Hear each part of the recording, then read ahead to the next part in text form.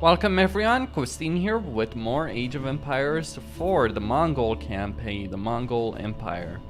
Starting in 1223, the Battle of the Kalka River. In 1223, the Mongol army made a thunderous arrival in the west. They would test their tactics and flex their might against an unsuspecting enemy, the Rus. Okay, let's go for it.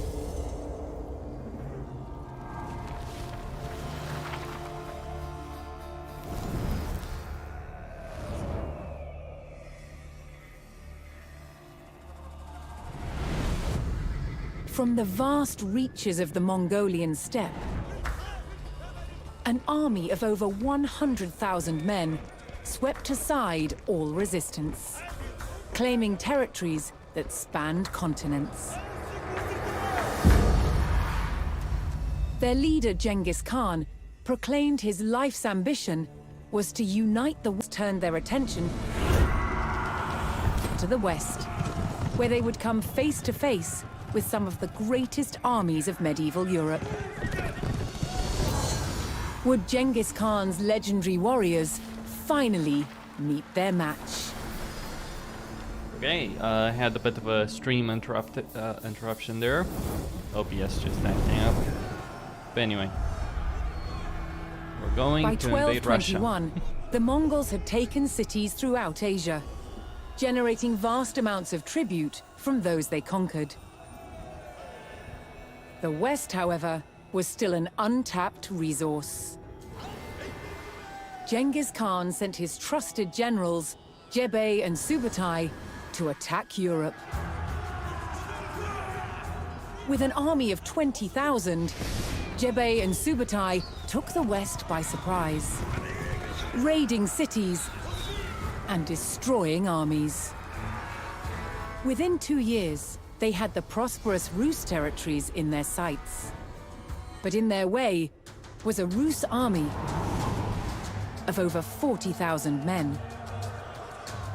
Outnumbered, Jebei and Subutai turned and started to head back east. The Rus sensed an easy victory and set off in pursuit of their retreating enemies. For 8 days, the fast-moving Mongols stayed just out of reach. Then, Jebei and Subutai set their trap. They lured the Rus across the Kalka River and turned to fight. The Rus had fallen for one of the Mongols' most effective tactics, the feigned retreat. The stage was set for the Mongol army to test themselves against Europe's finest. Well, I'm not sure I'd call them Europe's finest at this particular time, but sure, let's go with it.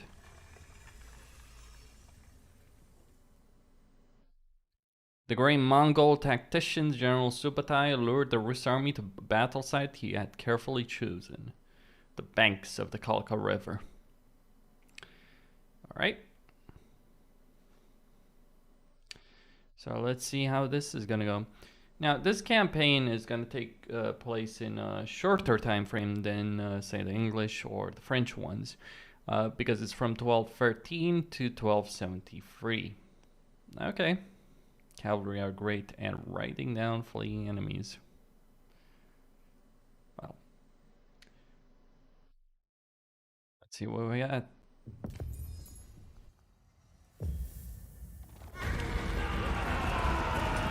The Mongols charged across the European plains, with the fatigued Rus army in close pursuit.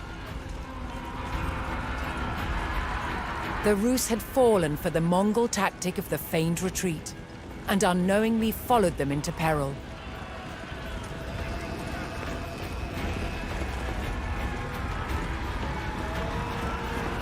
The Mongol general sprung his trap on the enemy scouts.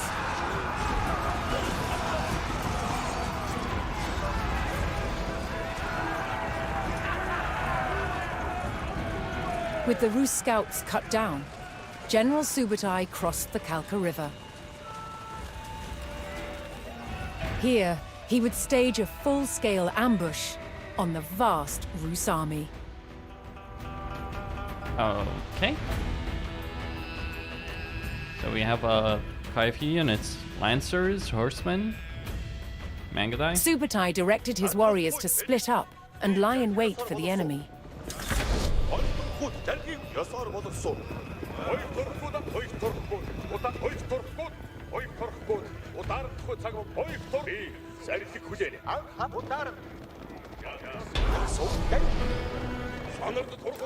All right.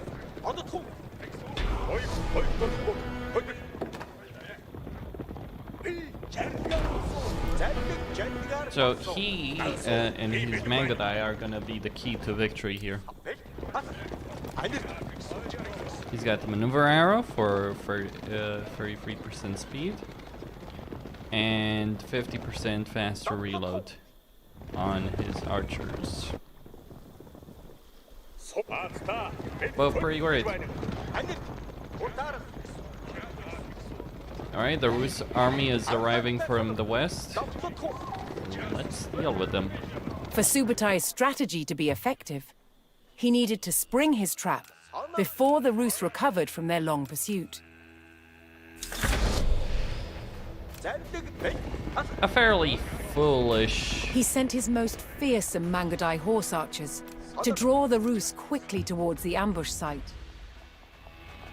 These highly skilled warriors could fire their bows rapidly while riding at speed.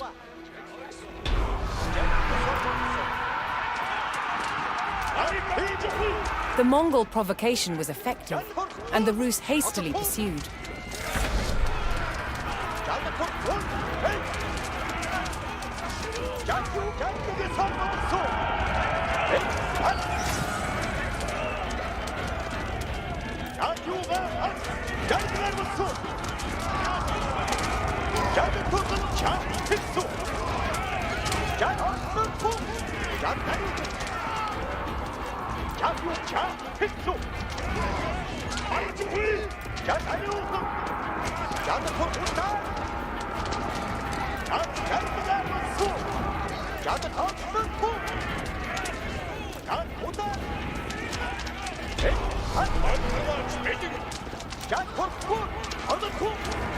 The Rus army had fallen for the feigned retreat and rode straight into the Mongol ambush.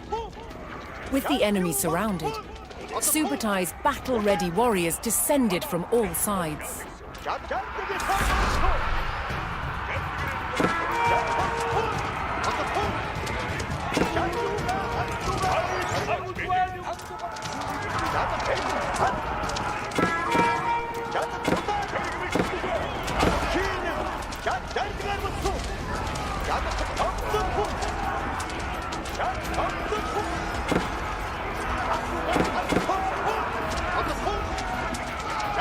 Gotta be careful over there.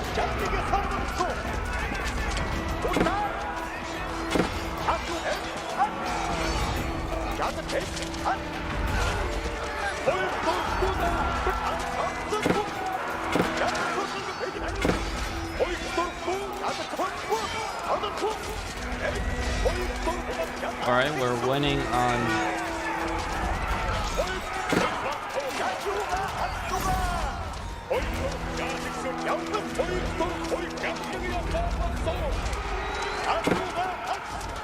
Well, we won on the south, but lost in the north.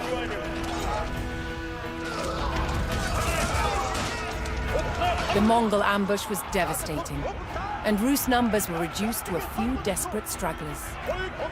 Seeing the fate of their comrades, the last Rus encircled themselves in a makeshift fort of baggage carts. Bit bloody.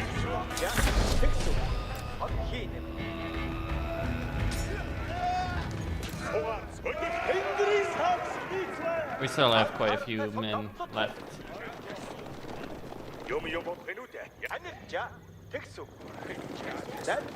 Keep in mind, the Mongols did fight outnumbered in most of their battles. Sometimes they did outnumber the enemy, but most of the time they were the ones that were actually outnumbered and were facing the superior enemy.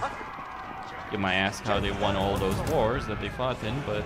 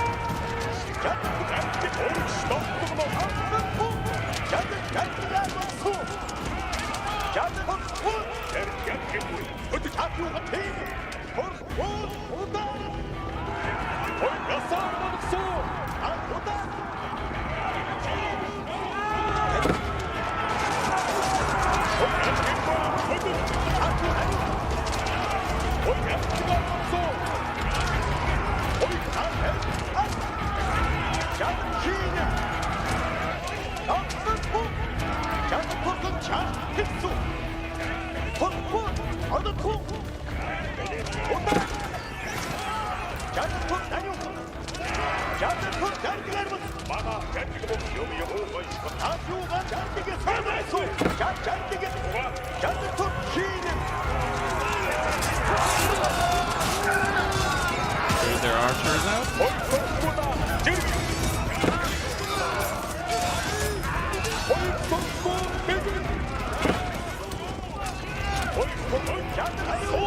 Well, losing half your army was not the Mongol way.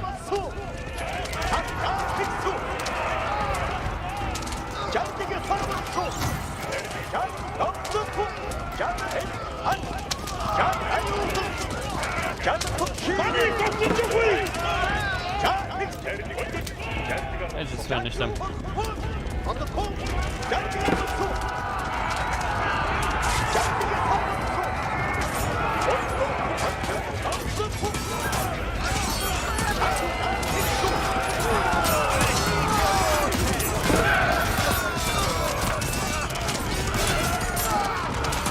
I probably could have just charged in, honestly,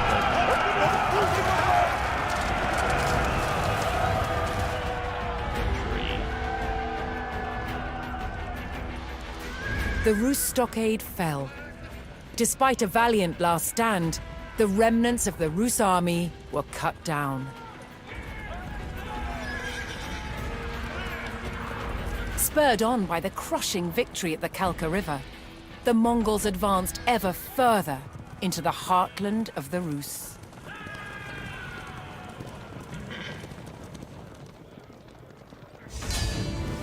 All right then.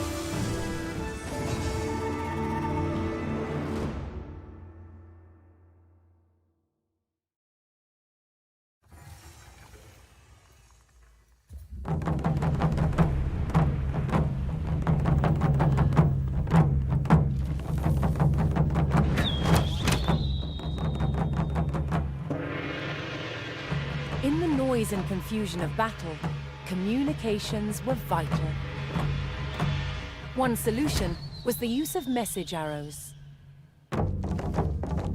Signal arrows could be used to send messages to your drone troops. Faster than a man, faster than a horse. It was the quickest way to communicate in the heat of battle. Whistling arrows were blunt, and most importantly, they announced their arrival. But they weren't just used to pass written messages.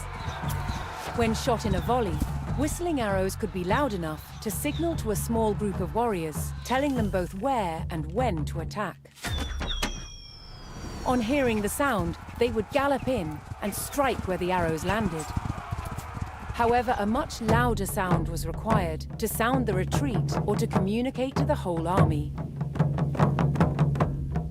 That was the job of the war drums. The Mongols also used gongs, and the combinations of drums and gongs gave the Mongols a wide array of signaling options. We do not know the exact rhythms they used, but basic commands could be conveyed with different percussive patterns. They enabled the Mongols to communicate with their own forces and strike fear into the enemy. They were the heartbeat of the Mongol army.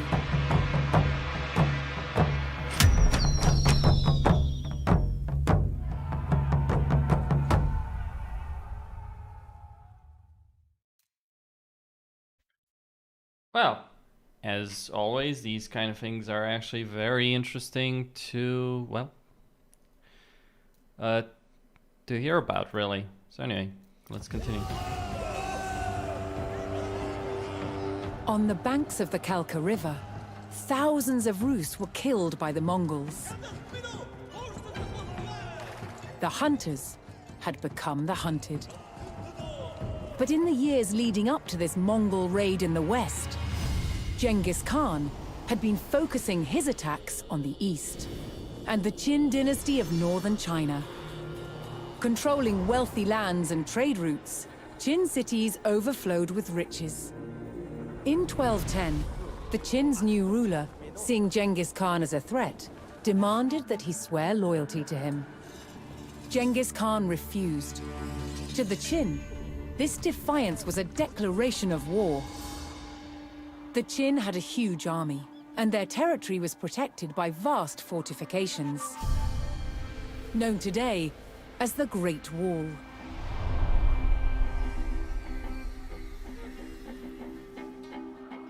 The Mongols had never faced a more formidable enemy. Genghis Khan knew the only way to defeat the Qin would be to take their heavily defended capital city, Zhongdu, on the other side of the Great Wall. Genghis Khan would be committing his people to a long, hard war. Would the rewards be worth the cost? For answers, he looked to the gods. Climbing a sacred mountain, he prayed to the eternal sky.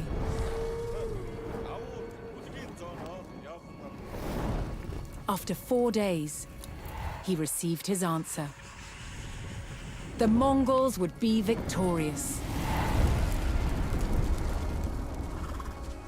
With divine reassurance, the Mongol army set out across the steppe. They must break through the Great Wall to destroy the Qin dynasty and further expand the Mongol Empire.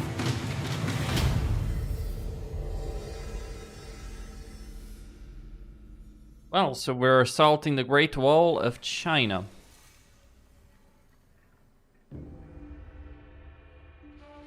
Genghis Khan's bid to expand his empire had brought him to the Great Wall of China, but in his path to the walls to the mighty Jin fortress of Zhongdu, I think you pronounce that. 1213. Genghis Khan would not,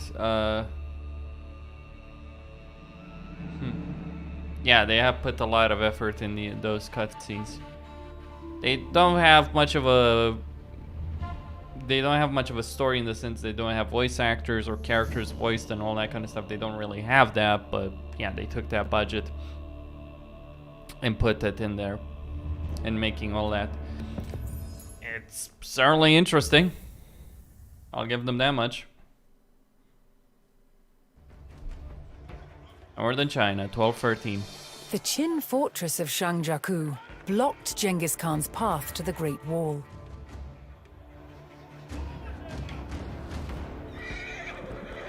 Seeing the strength of the defenses at the front of the fortress, Genghis Khan dispatched his scouts to seek out an alternate approach. Okay, we have 2 scouts. It's gonna be Mongol fairly warfare easy. relied heavily on the mobility of mounted scouts. They could travel at high speed, explore the terrain, and gather information on enemy weaknesses. Zhangjiakou. The Khan's swift riders advanced up the steep mountain, discovering a hidden path above the Qin fortress.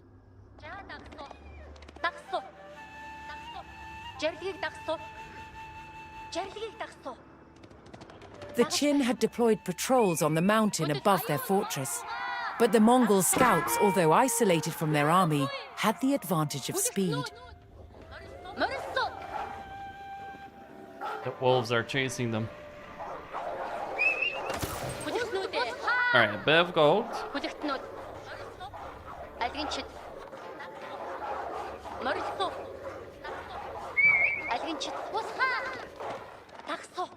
Let's keep moving.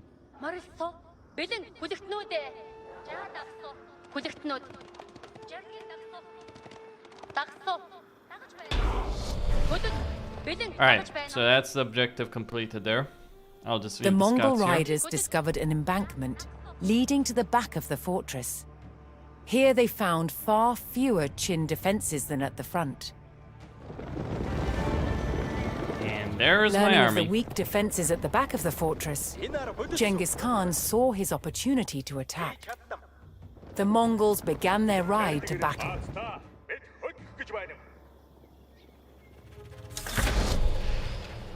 Alright, so we need to destroy the keep. We have first If the Mongols Mangadai. took the fortress, they could freely advance on the Great Wall.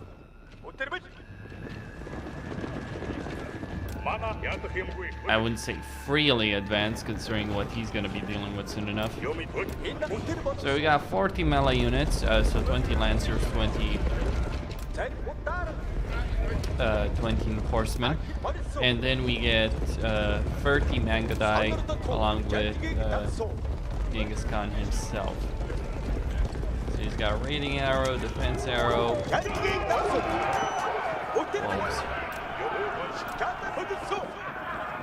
Now this increases the armor and speed of units.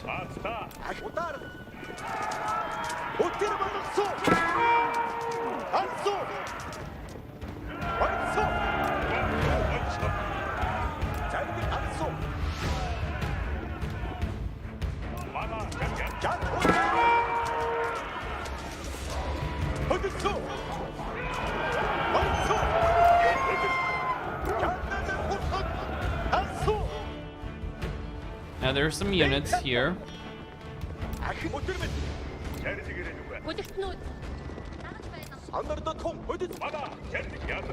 Some archers. Now I'm wondering what's better, to have my cavalry take damage from the pikes, or my Mangadai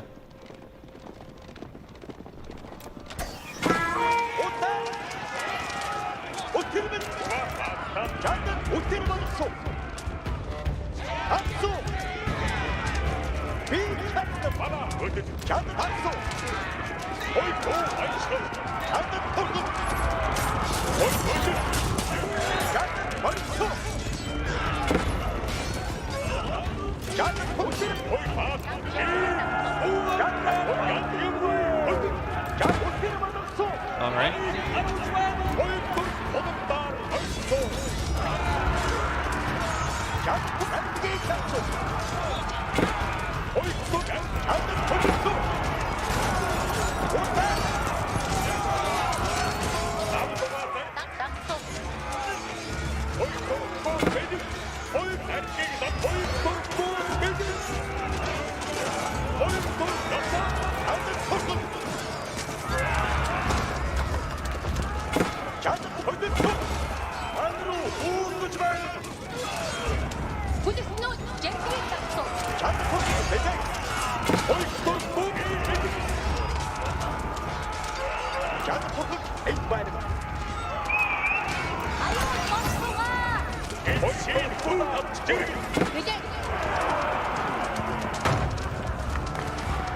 Alright, let's get that keep. I lost most of my horsemen, but there's a reason why I haven't trained them in campaign. They're pretty vulnerable, actually. The Mongols burned the enemy building, claiming valuable spoils from the ruins. Alright, so we got the keep down. The Mongols sacked the fortress of Zhongdu, ensuring that they would not be attacked from behind as they advanced on the Great Wall. With the Qin fortress posing no further threat, Genghis Khan called on his people to bring in their mobile camp. Next, the Mongols needed a base close to the Great Wall. They targeted the Qin village of Yangcheng. Alright, so my guys... Now, don't make the mistake thinking the Mongols are only going to be cavalry. They weren't, historically.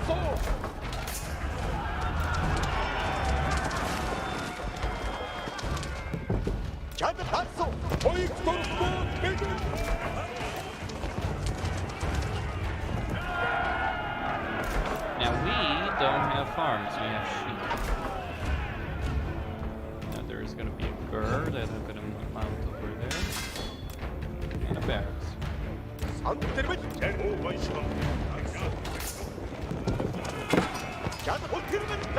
Бидний хүлэх алгинчид жаргал ясаар болох.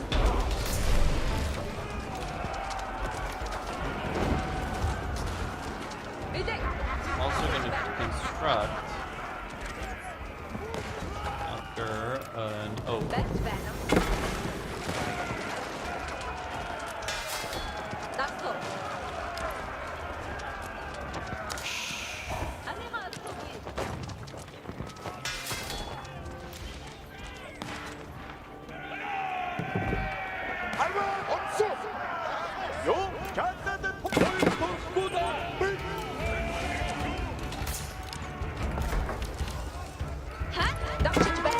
Alright, I'm gonna construct some pastures.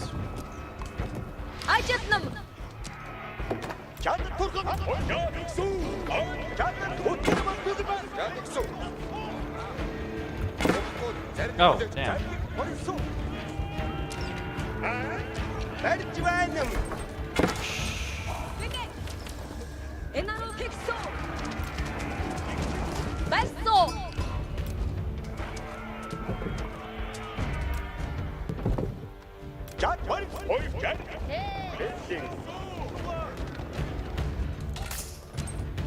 Can I go to the next stage? Yes. Acts as a market.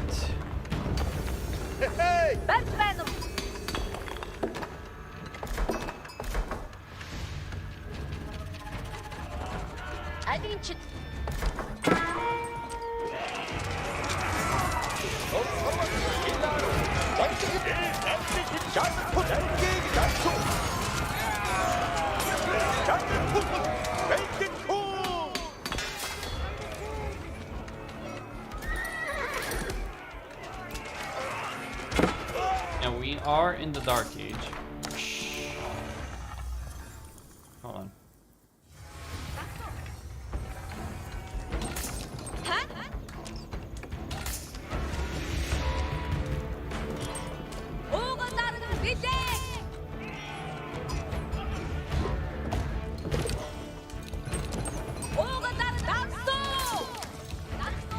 Don't really need wood right now.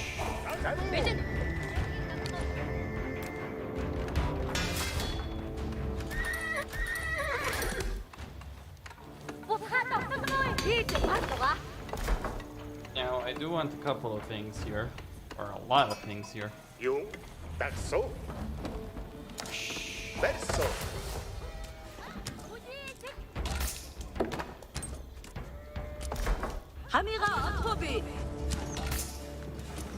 Hearing of the Mongol advance, nearby Qin villages began sending attacks, hoping to weaken Genghis Khan's army.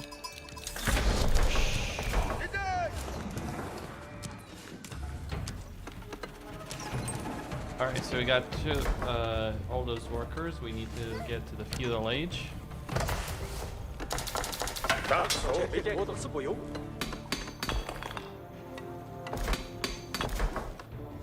That's gonna take a while.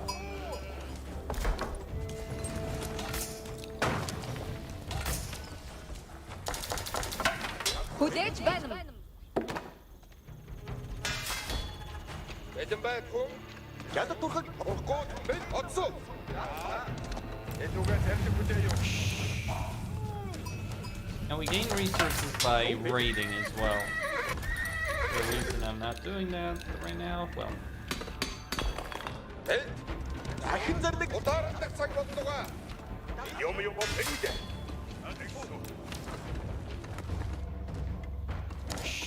No, let's actually burn that mining camp for resources as well.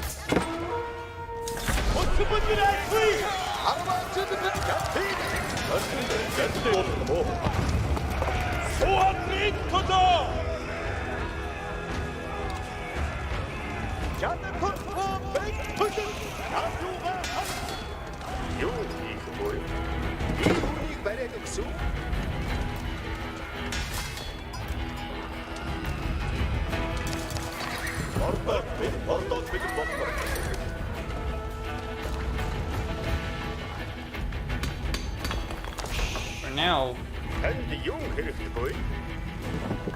Түүнийг барьсан. Танд юу хэрэгтэй? Уугал арам бэлэн итгэж байна уу?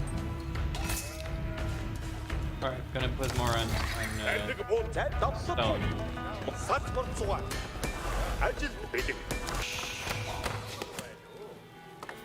Танд юу хэрэгтэй?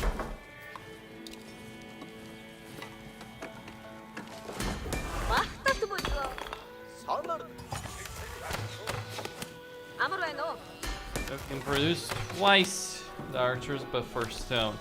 Now that's just a bad idea right now, honestly.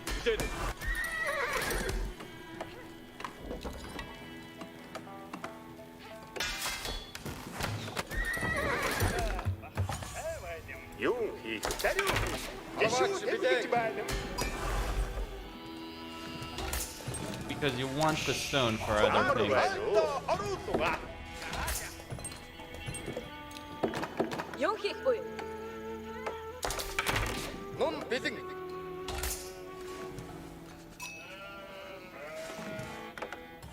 Well, the good news is we don't need houses. Юм хэнүүдэ. Хийнэ. Онцгой яг юмгүй өдөр. Танд юу хэрэгтэй? Тайз гарч байна. Яг тохиол. Таа хичүү. Өдөр. Эркийг хатгууя хэд. Өсөө сандгаа. Alright, melee armor. Ажил хүлээж байна уу?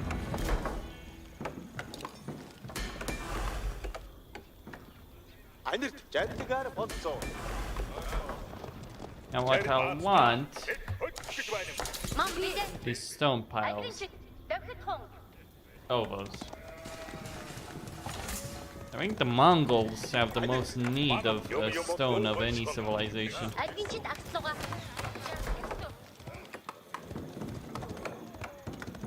Хүлэгтэн би тэгүүнийг хийнэм.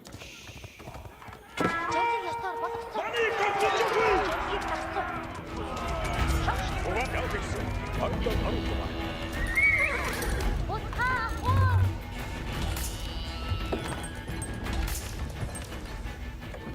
Юу хийх вэ? I'm gonna want to get another town center. Now what's interesting is that the town center itself does not cost stone. It's just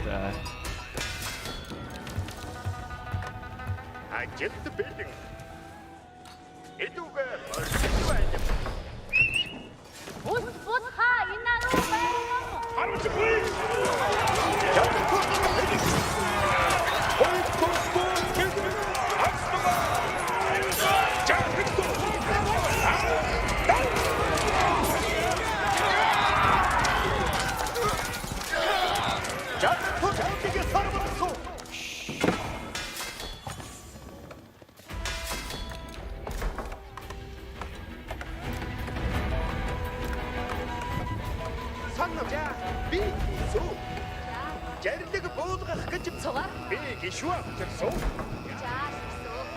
I'm not gonna want to move that just yet.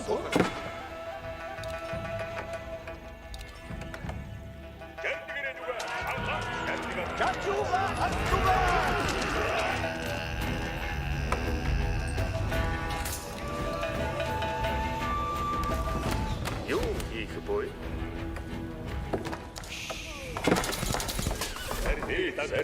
Ажил хүлээж байна. Түүнийг барьсан. Get to New York. Now burning those buildings to the ground will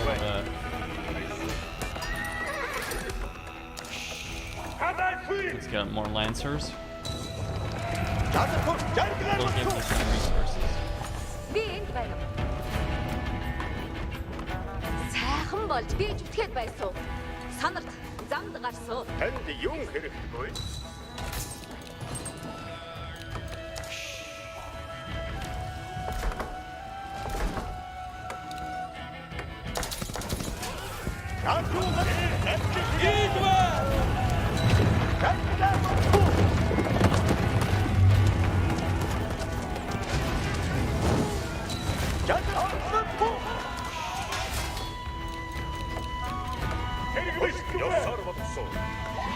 Oh shit.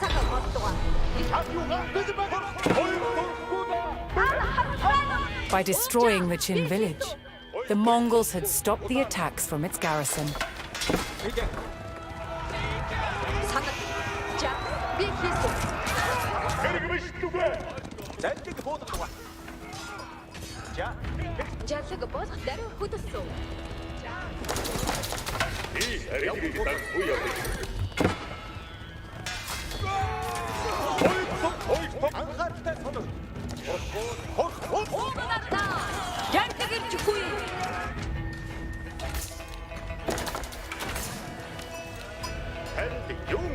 I'm gonna construct a turret here.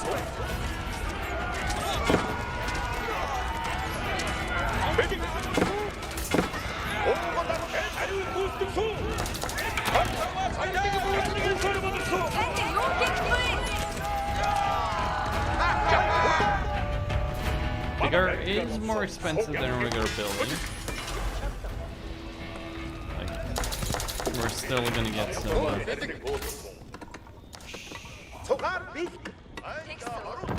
Анхах цаг боллуга. Гэрлэг буулгах гэж байна юм. Танд юм? Цугаар бэл. Би гэрлэг ясаар бодогдсон. Okay, we can get a market. Би зүтгэд байсан. За, бодсон.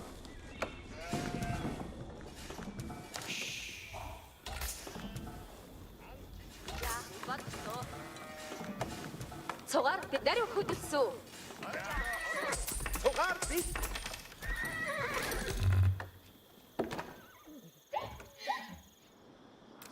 Well, guess what we're gonna need? Gold.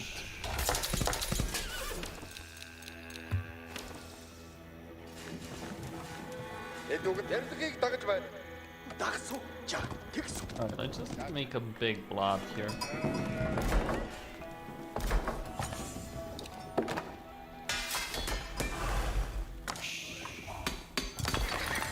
Plenty of stone left, thankfully. We can buy more.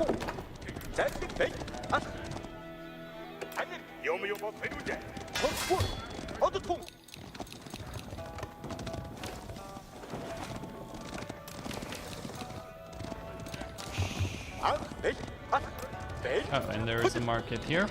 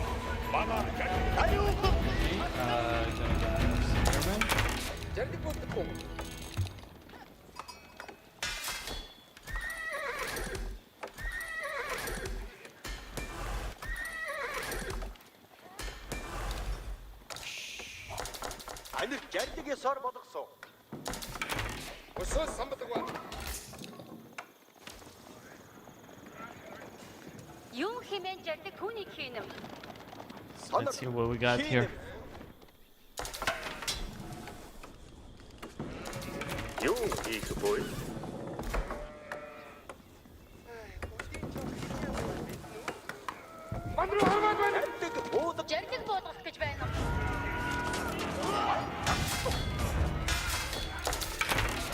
Бид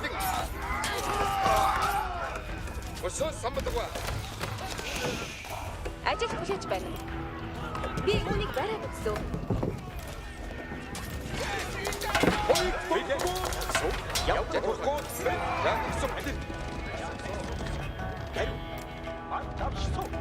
Alright, the village is up there.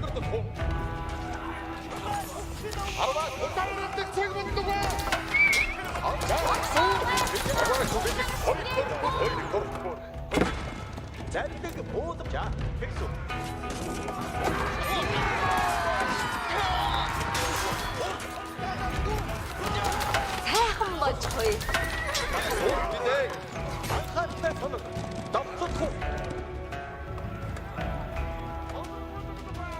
Ажил бэлэн. Gonna get her right there.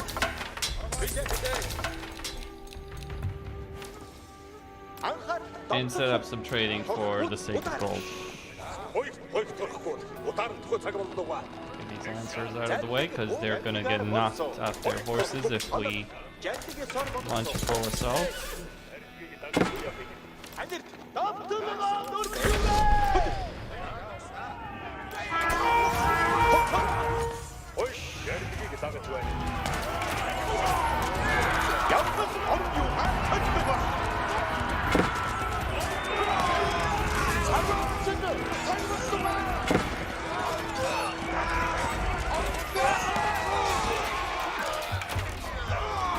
Амар байна уу?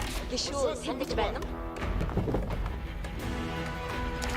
Би уугаа дараг энд байна. Санаа. Би энд байна.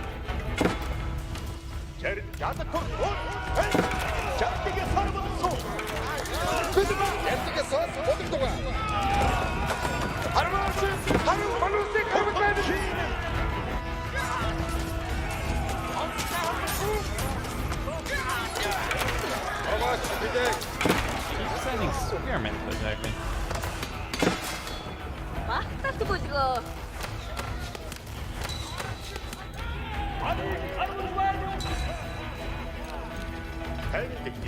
Жаглаг панда авах. Арваач бидээ. Даруухан. Би гişүү авчирсан. Alright, let's get that one down. Танд юу хийх би жаглаг явах.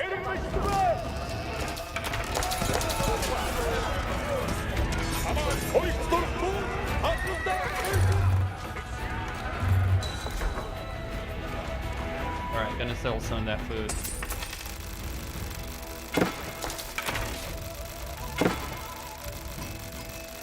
Hold down the button. Танд юу хийх? I meant it would be nice.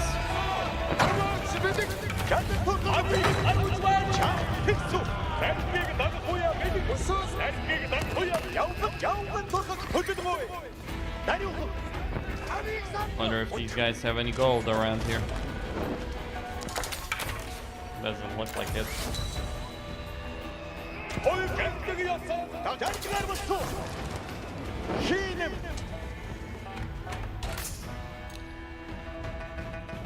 I'll send the scout all the same. Higher line of sight and all that stuff.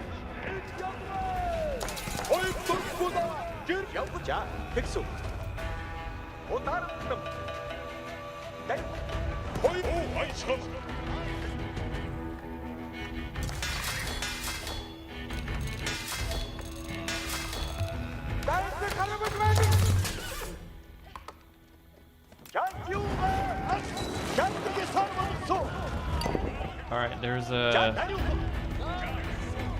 some stone there. We're gonna get Uvo there.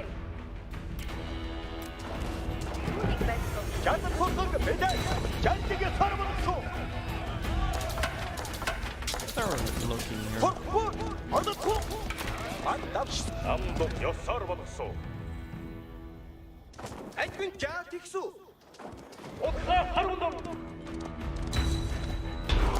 Alright, there's some gold.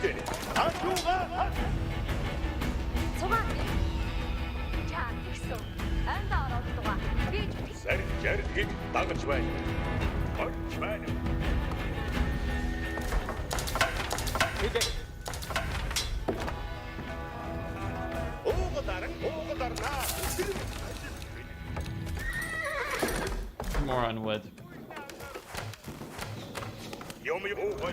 And yes, I am getting a bigger and bigger army.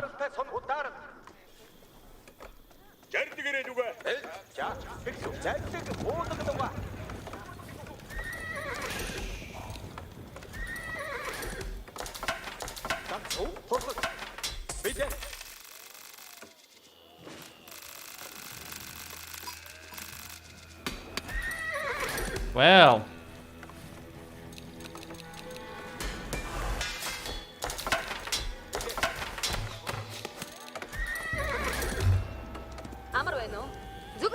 So the mighty Mongols cannot trade directly for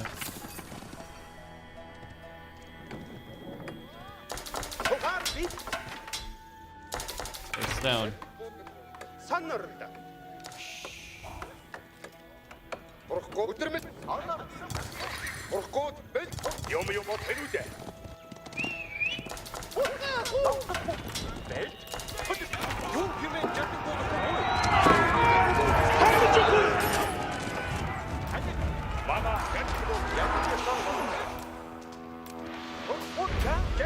Okay, there's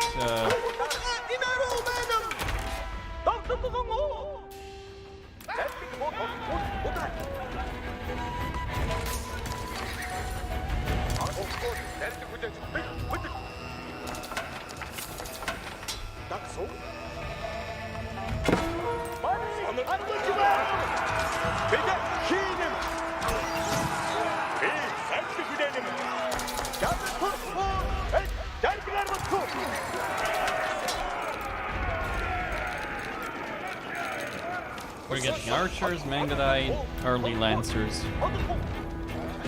And I'm sending more and more units there.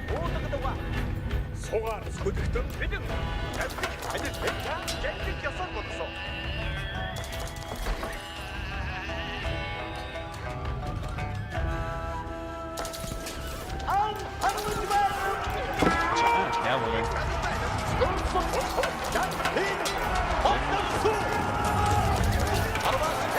Stop shooting at damn farms and fight.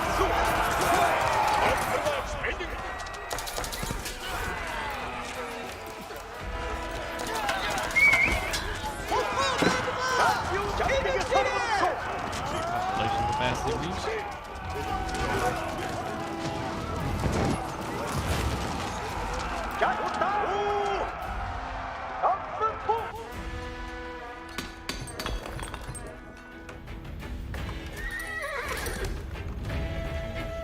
Yeah, we need more snow.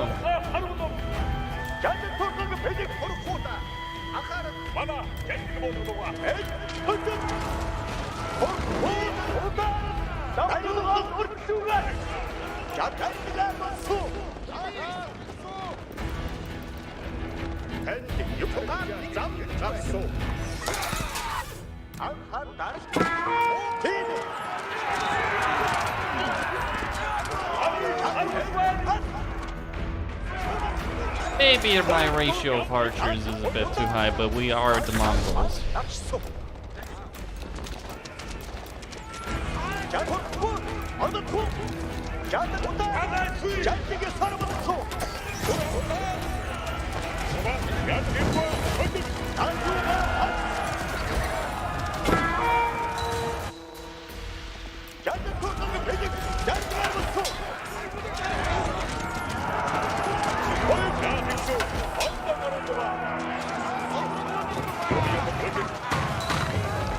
Alright, that's a stone deposit. Archer stone, there's maybe gold. Maybe.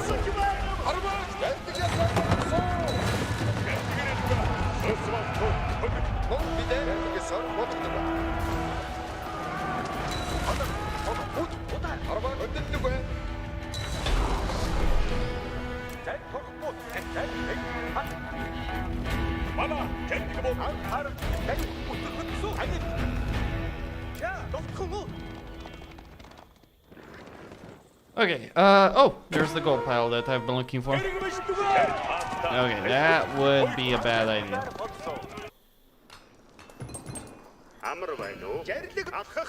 ажил хүлээж байна. That's interesting. Би үүнийг бариад өгсөө.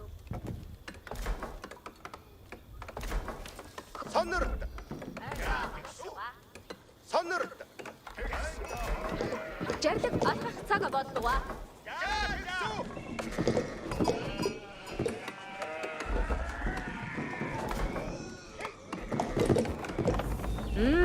Тата байна. Oh, wait. Би I was constructing the wrong damn building. би чүлхээ байсан. Юу хийх вэ?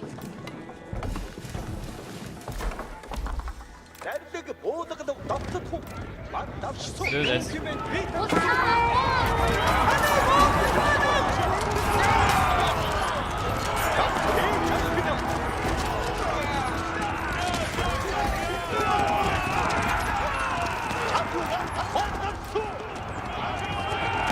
The unstoppable Mongol horde.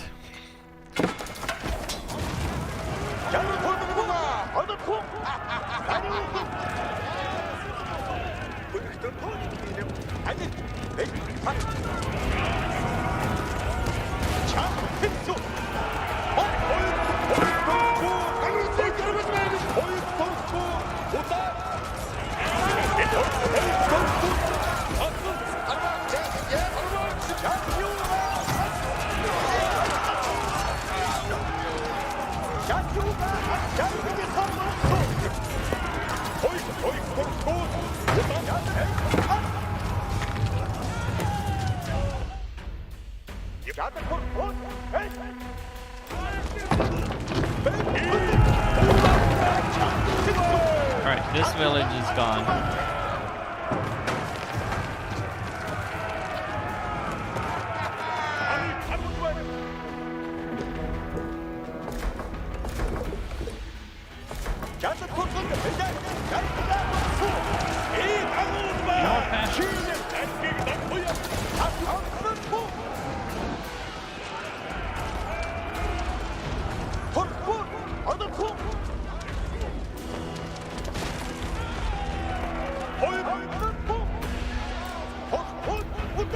Hey?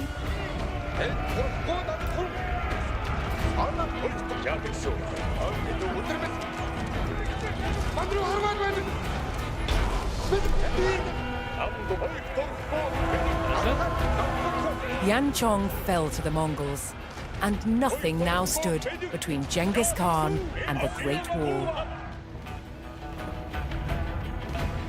Well, let's see what the Great Wall is going to be about. It was time to face the Qin head-on at the Great Mountain Pass at Juyong.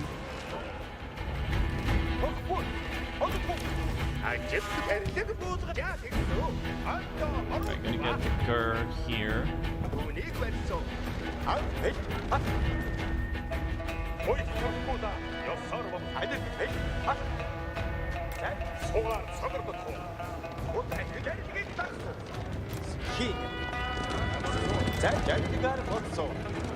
In order for Genghis Khan's assault to go as planned, he would need to move his base closer to the Great Wall. Fortunately, the Mongols specialized in the construction of mobile camps and could easily pack their holdings and move to a new location. What do you say?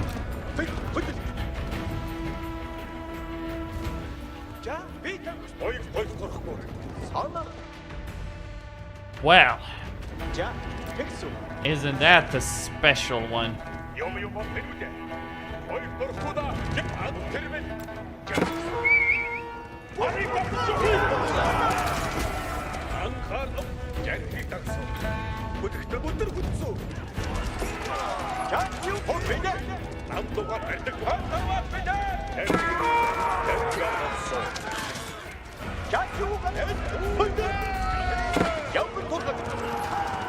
We need to keep advancing.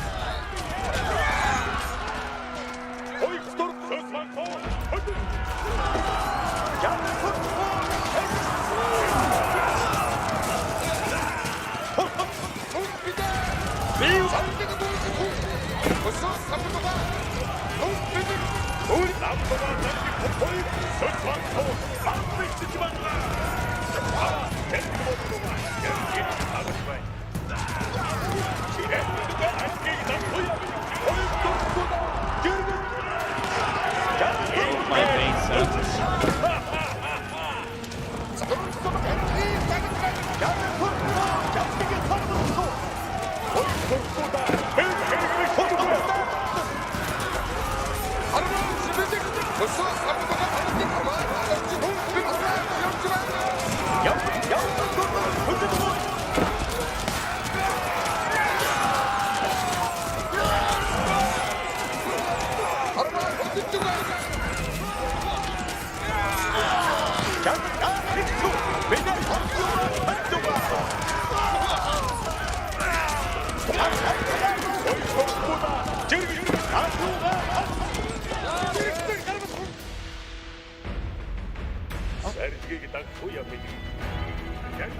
That was a lot.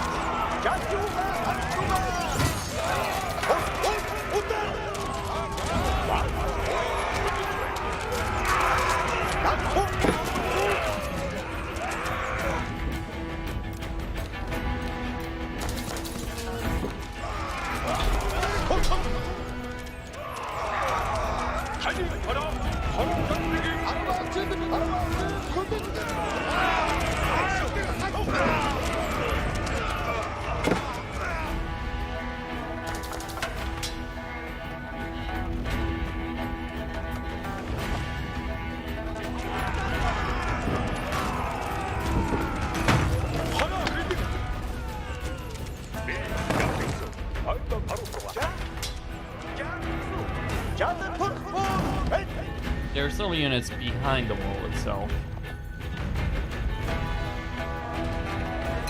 The warriors of the grassland stormed the Great Wall.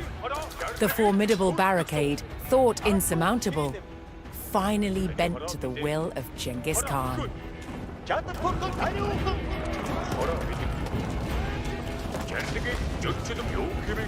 happened with all those spearmen? There we go.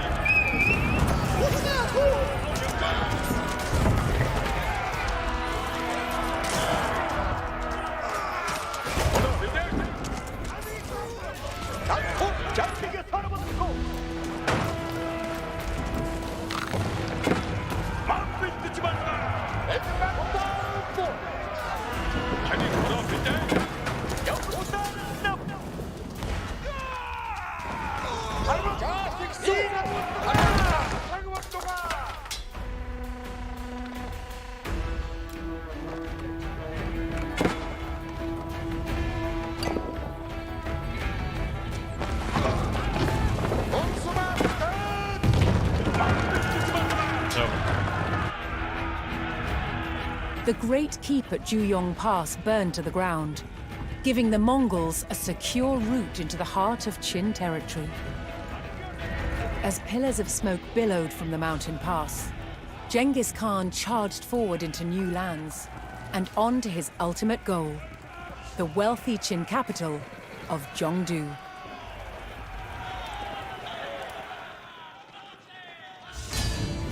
Well, this required a significant push.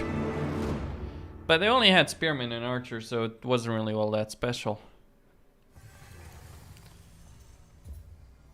Kurultai. In 1206, at a gathering of tribes known as Kurultai, the young Mongol chieftain Temujin would be confirmed as Genghis Khan, ruler of the newly united Mongol nation. A Kurultai was a pivotal event that affected the fate of the whole Mongol realm. At these meetings, Khans were chosen, traitors were sentenced, and wars were set in motion. From every corner of the steppe, people under Mongol rule gathered at the heart of the Mongolian homeland to have their say. There were festivities too. The sports of wrestling, archery, and horse racing would be played alongside the politics of parliament.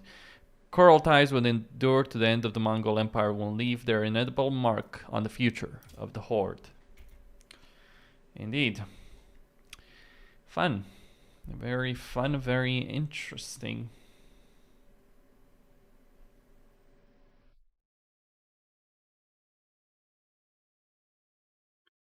Alright, let's see here. The Mongol Empire was one of the largest the world had ever known.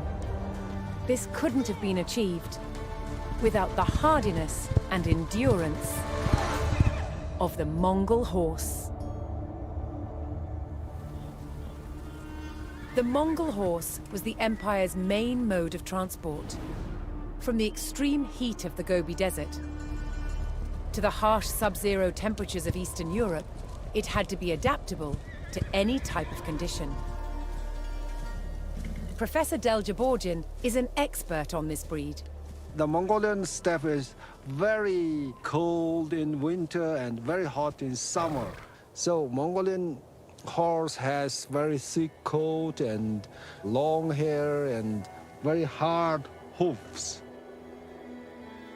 Left untrimmed and unshod, their hooves are perfect for crossing all types of terrain. And by feeding themselves on what was naturally available from the land, the army was freed from carrying additional fodder on campaign. In winter, it can pour off the snow and eat the grass underneath. But it wasn't just their versatility that made them invaluable. It was also their ability to travel great distances quickly, made possible by a unique fifth gate. The fifth gate is an energy-efficient pace that enables the Mongol horse to travel at a steady speed for long periods of time. And the running style is almost bounce-free, meaning a warrior could endure longer rides and even sleep whilst on the move.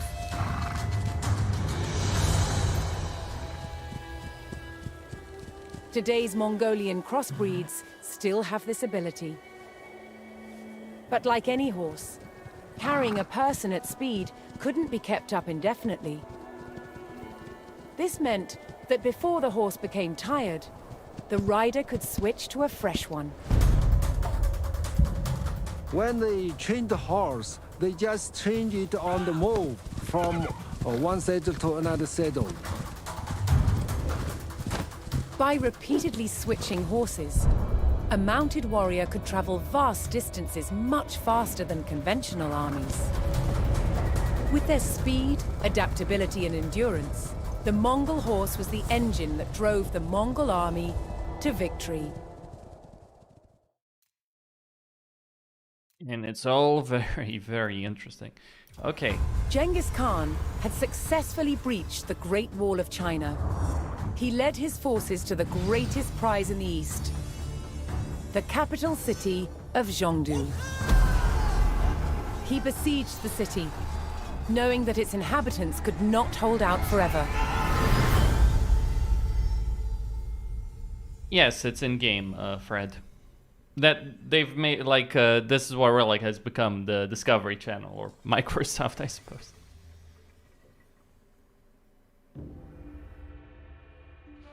Zhongdu was a shining beacon of trade, healing, and technology. To take the great city for himself, Genghis Khan would employ a slow but reliable strategy: starvation. Okay. But it never be doubted that the Mongols were gigantic douchebags. They came, they conquered. They didn't quite leave everything in ruin, actually. That's the thing. They built something. They built a kingdom, an empire.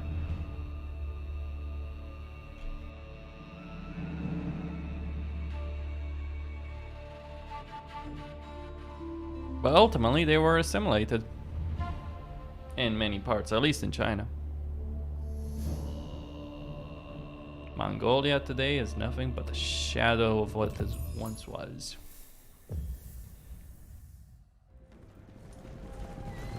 Zhongdu. Bearing down on the gleaming capital of Zhongdu, Genghis Khan raised the Black Banner of War on his historic enemy, the Qin dynasty. To take the heavily garrisoned capital, the Mongols would have to starve its army by eliminating Chengdu's suppliers. Alright, we have sheep. But first, the Khan directed his warriors to raid Qin buildings and villages surrounding Chengdu.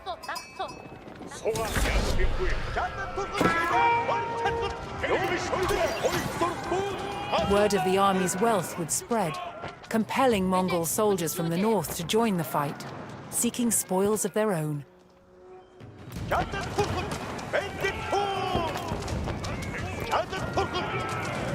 Alright, we just want to destroy this outpost.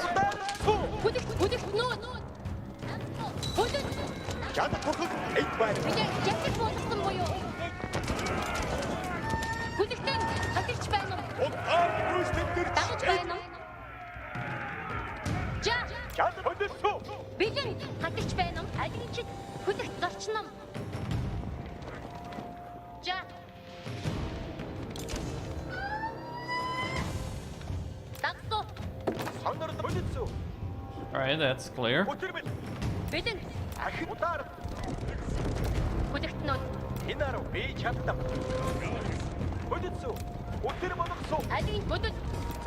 Alright, that's a good location for a base.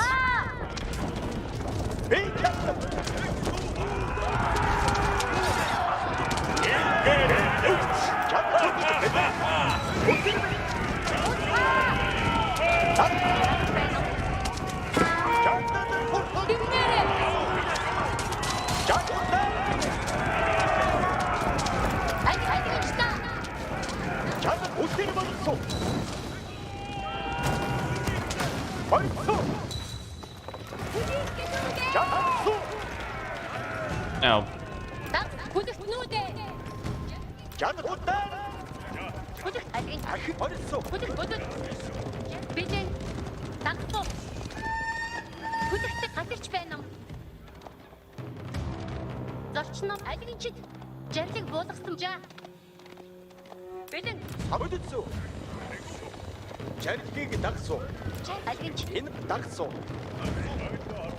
alright, we got more buildings.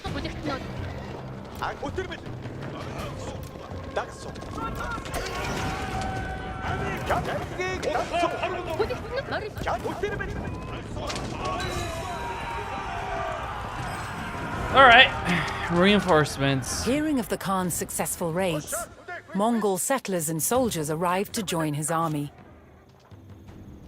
With his numbers steadily growing, the Khan turned his attention to the capital. He sought to starve Zhongdu's army by cutting off its suppliers.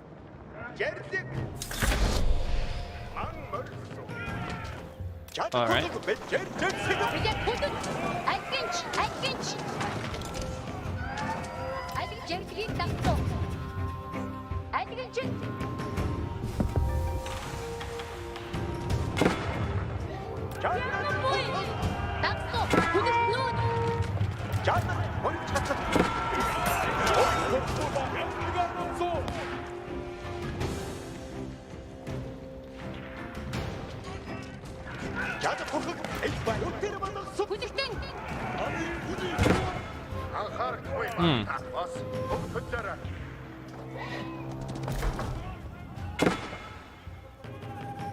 Okay. Well, what's I'm gonna send my town center here.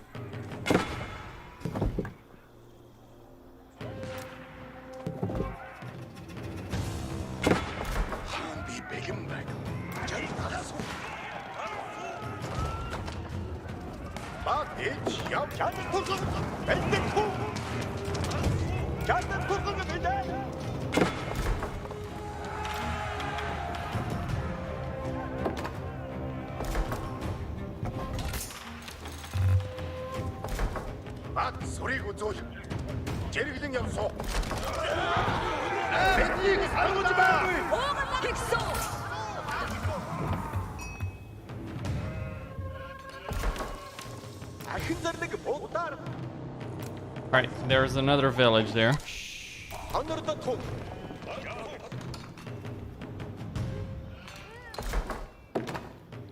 What we need... Oh.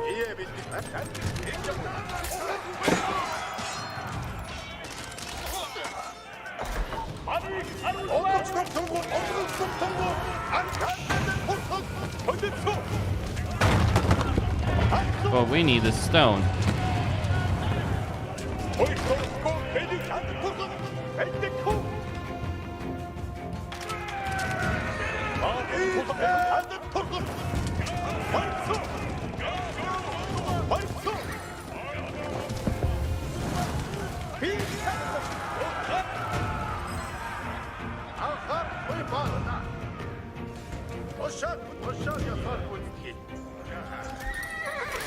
Санар. Охнам тэмгэж байна. Эрдэн малтаж байна. Ие бэлдэцгээ сонслоо. Жад хөдөлсөө. Тасуу. Өтөрмөн.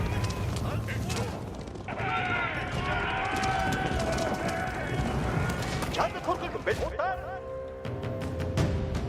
Өтөрмөн. Ош одоо бүгд хамтдаа алхах. Okay. Энаруу байна. Би марисоо.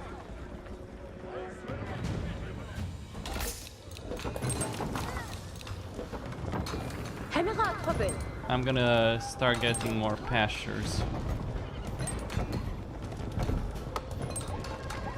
Барьж байна. Дагсуу.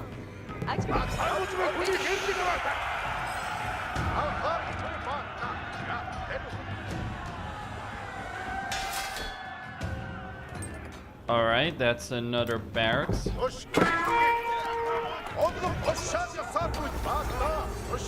Юу, дагсуу. Дагсуу. A Qin trader made it safely into the city and reported on the Mongols' numbers and movements. Zhongdu would now allocate any military supplies it received to rallying counterattacks on the steppe invaders.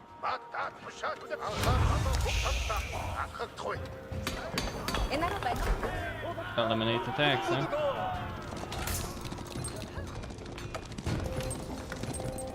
Бид жагсаг ясаар болгосон. Эллин.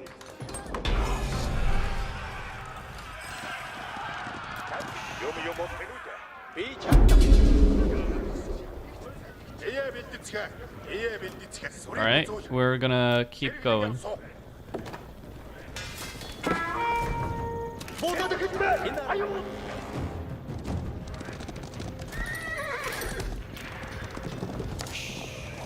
Жардаг.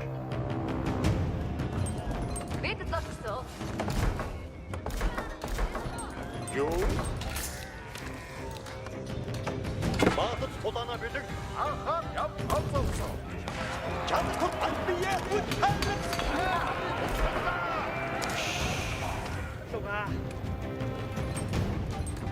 Alright, we need a fuel age.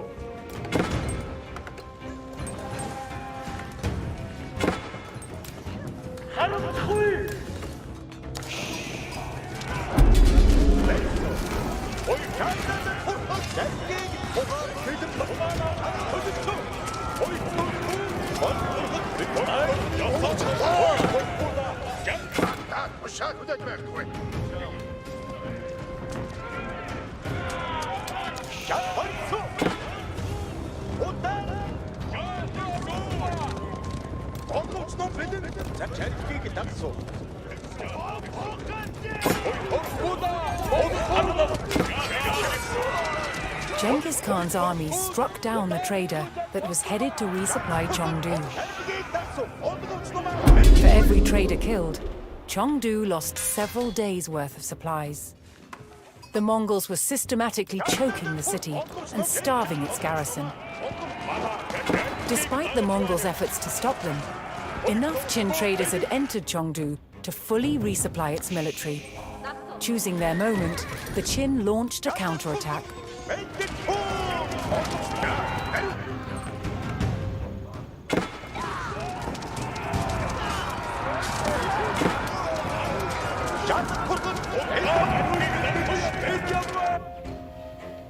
Okay.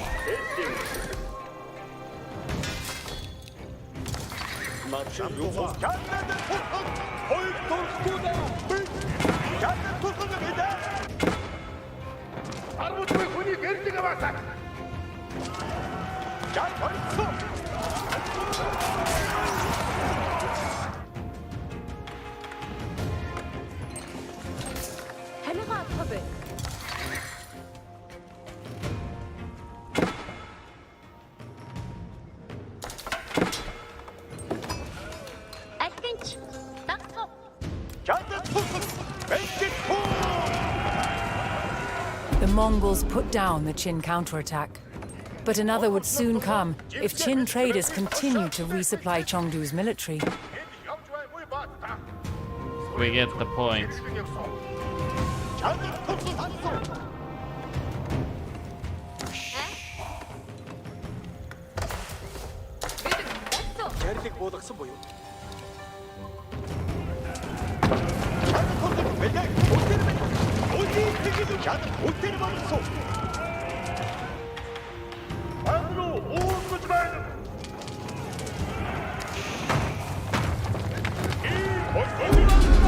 The Mongols left the Shunyi market in ruins, ensuring the village could no longer send supplies to Zhongdu. In destroying the supplying markets, the Mongols denied Zhongdu critical supplies, leaving its garrison weakened.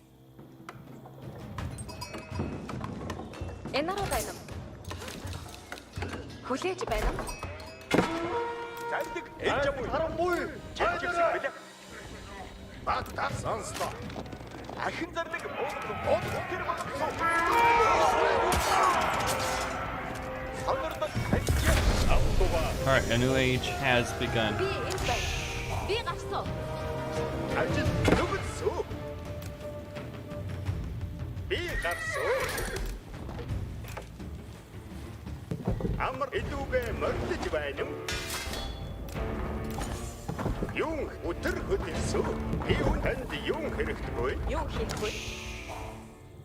We're gonna set up a new town center here, so we can eliminate more traders. Oh.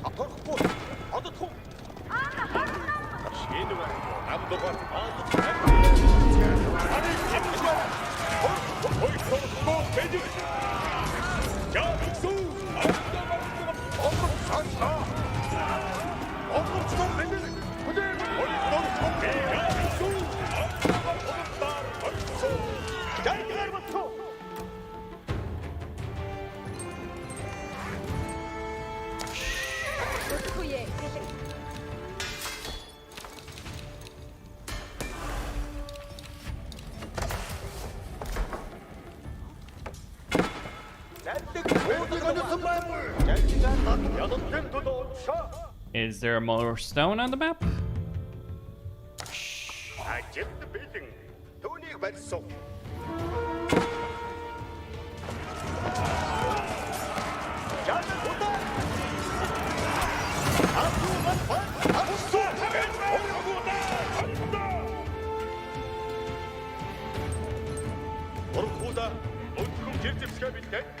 Ah.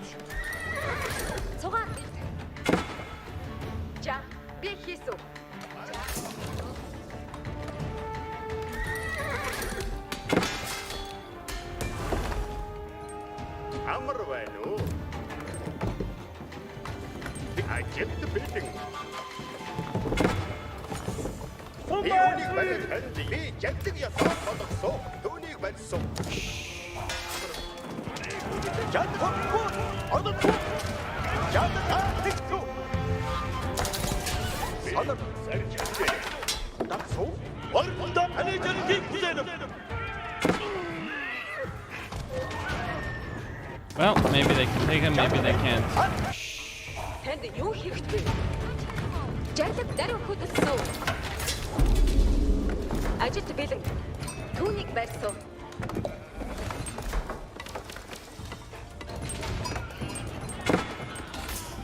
The market at Tongzhou was set aflame, and with it many vital supplies intended for the city.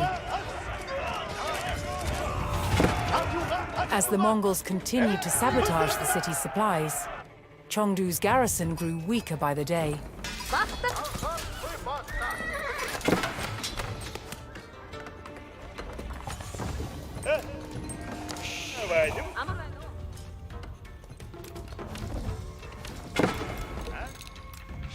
Despite the Mongols' efforts to stop them, enough Qin traders had entered Zhongdu to fully resupply its military. Choosing their moment, the Qin launched a counterattack. Them.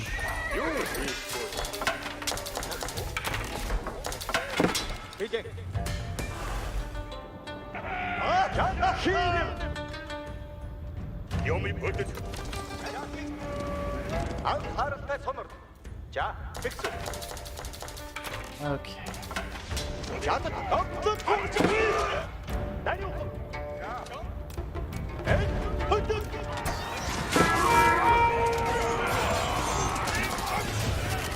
Hell of a counterattack, really.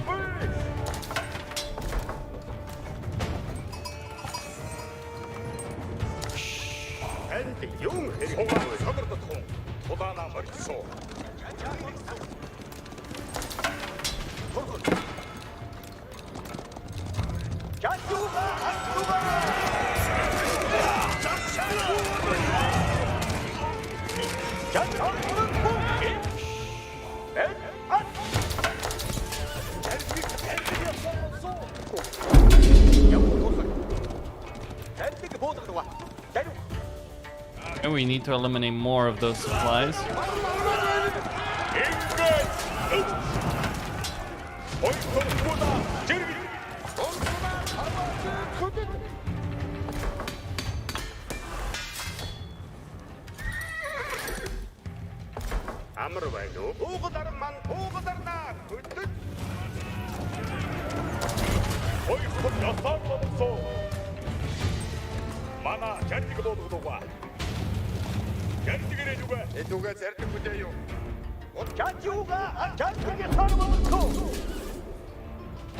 Okay.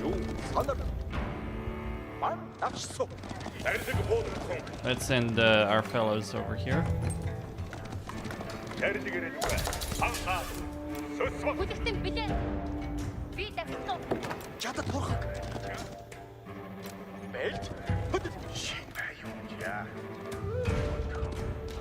Ah, there's another one.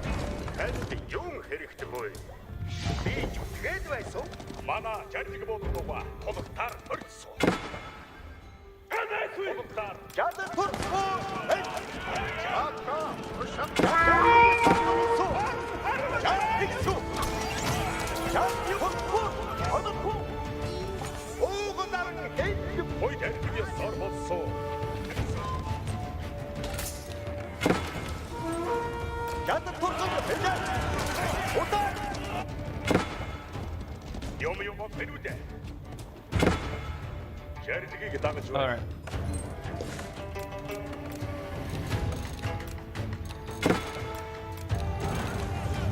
Oh, damn it.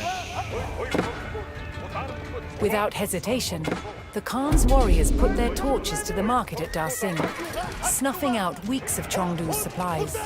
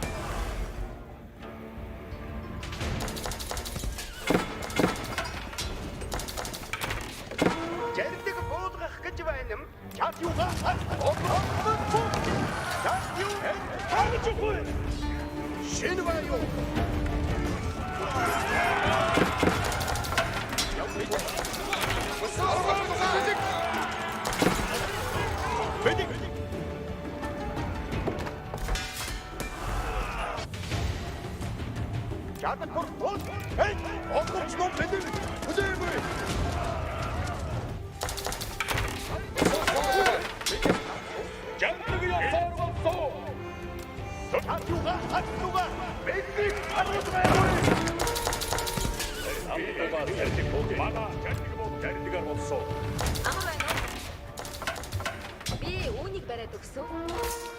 Санарт. Замд гарсан. Тэрдгээр удаанаа морьсон. Янжууга акс. Хариу хөдлөсөн. Хэрэг мэдгүй. Хоёр дөрвөө сөсвэн тот. Хөдөл болохгүй. Тэрдгийг дагаж байна. Ажилт билээ. Би ямар ч юм.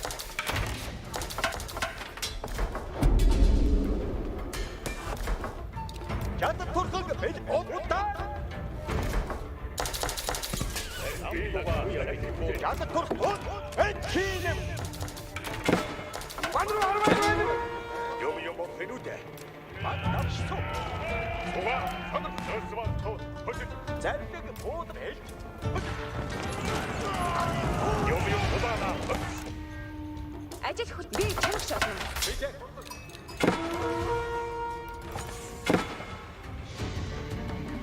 Анхааралтай сонор. Ой, гэмтгээ тоо. Гэмтгийг надад буяа бий. Ой, тоо. Хазай хүй. Ядад хамсан онгоцноо бэлдэж хөө.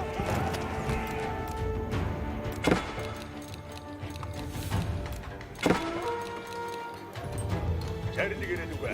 Чатюга харагдуга. Ондогч том явсан.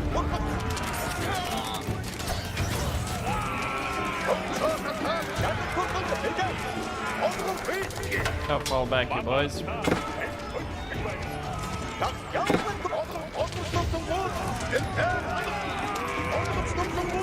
Actually, don't. The men-at-arms, such as they are, will deal with the situation.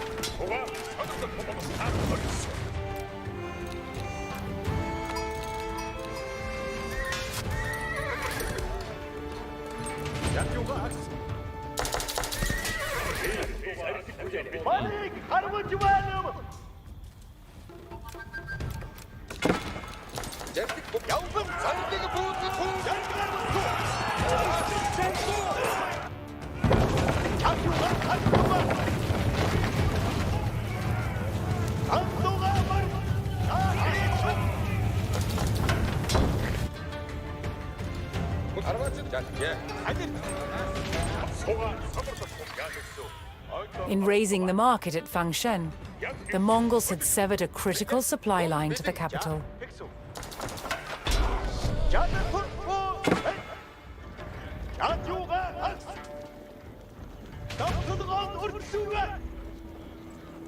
With Zhongdu devastated by starvation, the walls of the great Qin capital were devoid of soldiers, and only a diminished garrison remained. Desperate and isolated, Zhongdu could no longer resist. The time had come for Genghis Khan to launch his assault on the city.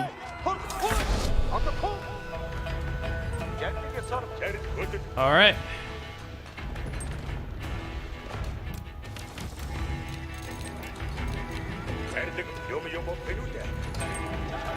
Let's do it then.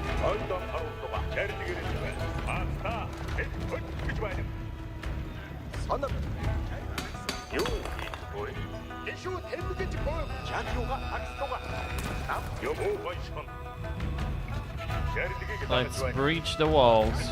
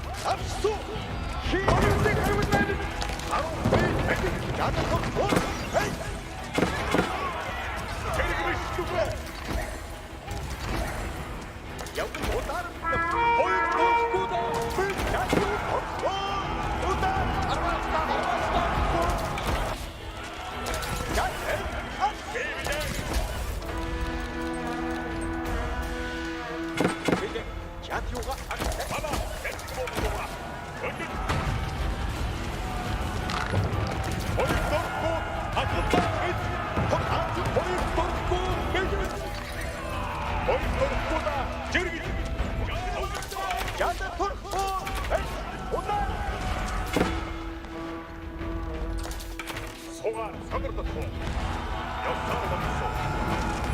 남동아 땡기 고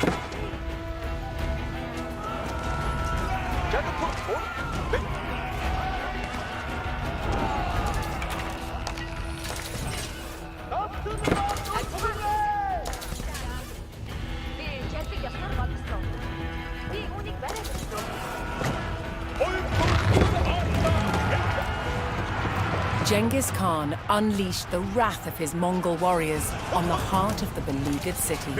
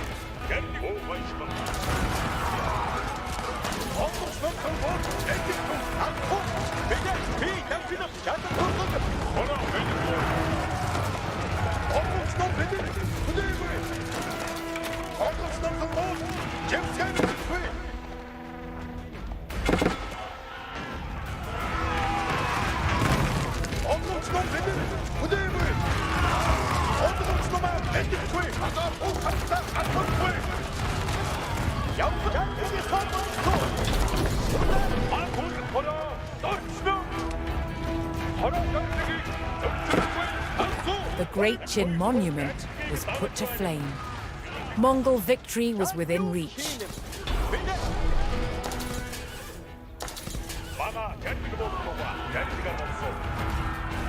The city was ready to fall in the wake of the destruction wrought by the Mongols.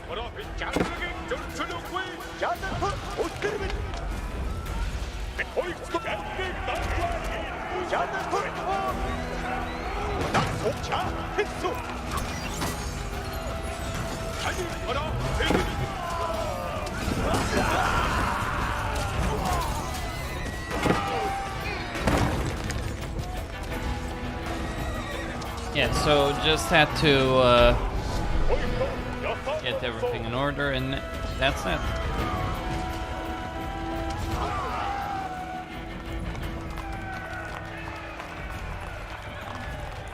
Zhongdu fell to the wrath of Genghis Khan's warriors, yielding great riches for the Mongol Empire. The sacking of Zhongdu would be remembered as one of Genghis Khan's most devastating victories. He opened the way But to this China. was just the beginning of his quest to create a global empire under Mongol rule.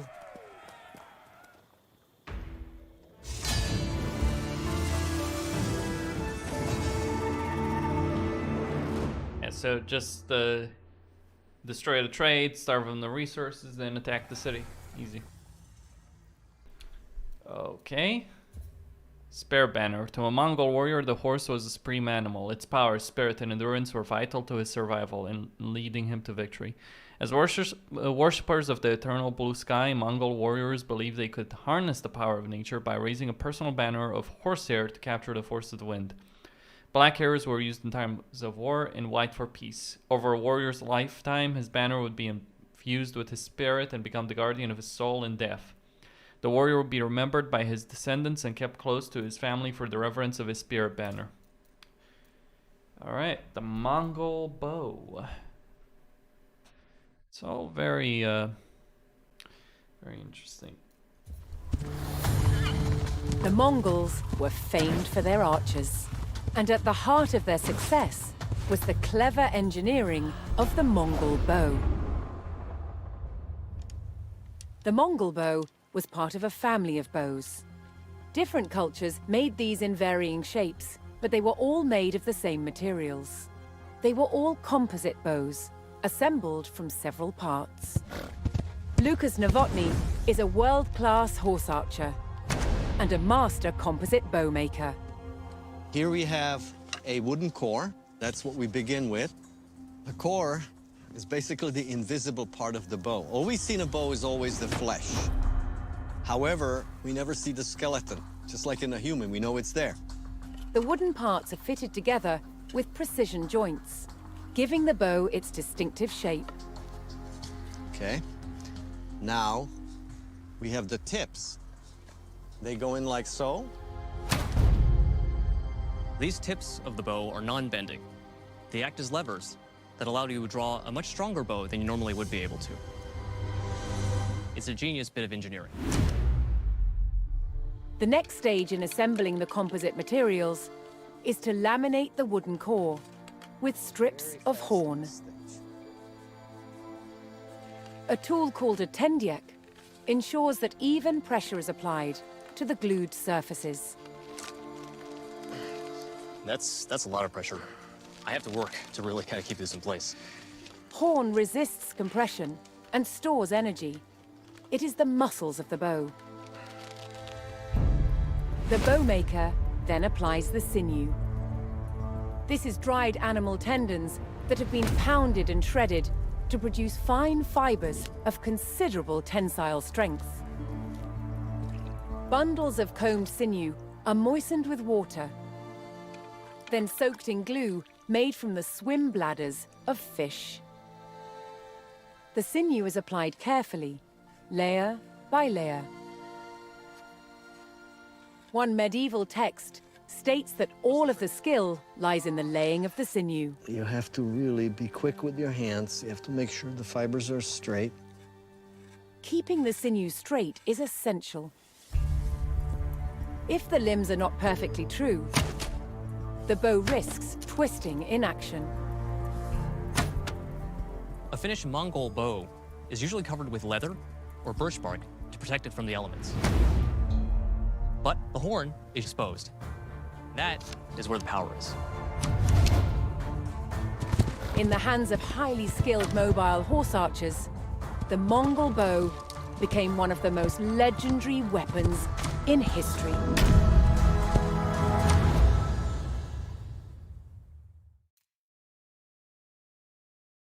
All right, bear back 2 minutes and then I'll continue.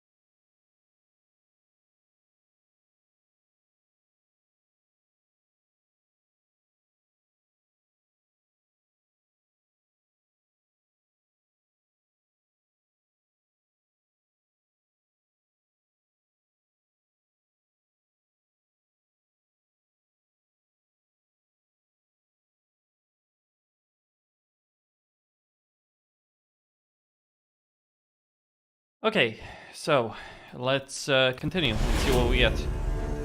On June the 1st, 1215, the city of Zhongdu, known today as Beijing, fell to the Mongols. They looted the city, sending caravans loaded with luxuries back home. This victory over the Qin dynasty was to be one of Genghis Khan's greatest triumphs.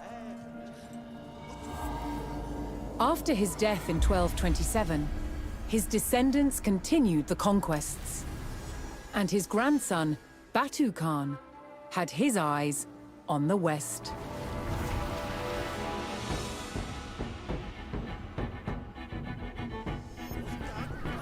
The Mongol raids of the 1220s had shown that the Rus lands held riches worth exploiting. The battles had devastated the Rus elite, and their defenses were weak. So Batu Khan organized an enormous invasion force, determined to turn the Rus lands into vassals of the Mongol Empire.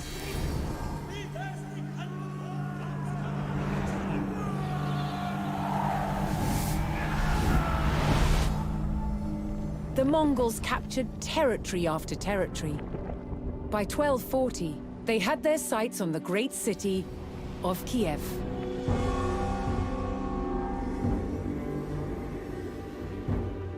Kiev was a jewel among the Rus principalities, a center of scholarship, power, and wealth. Batu Khan's cousin Monka was put in command of the advance force, ready to attack.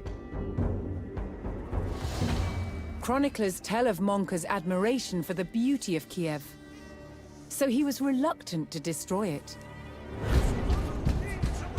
Monka sent his envoys to the city to demand its surrender. But Kiev's commander-in-charge refused and killed the Mongol envoys. Monka would not stand for such disrespect. His army rode to the city walls and prepared to attack. They would show Kiev no mercy. Well, so much for the idea of sparing the city. Let's burn it to the ground. The Siege of Kiev, 1240.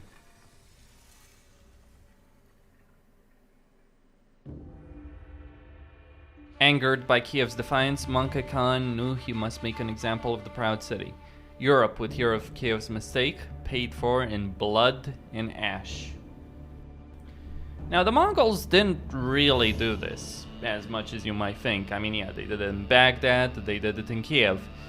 But in a lot of cities that they took, they did keep them because they wanted to conquer. They didn't want to burn everything to the ground. They weren't the Huns.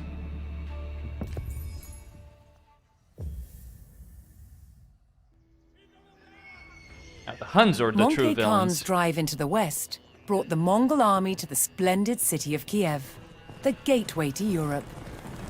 The Kievan commander had refused to surrender, leaving Monka only one choice: to take the city by force.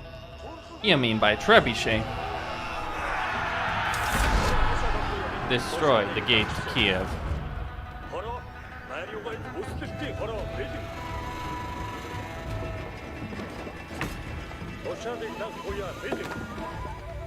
Okay, we have a trade post there.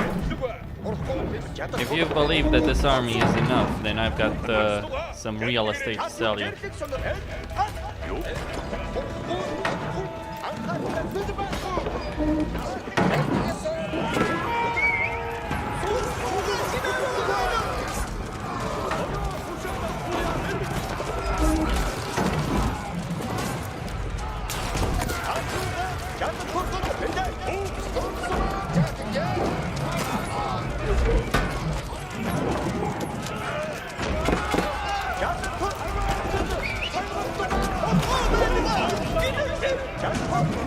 Fall back, we need to let them do their job.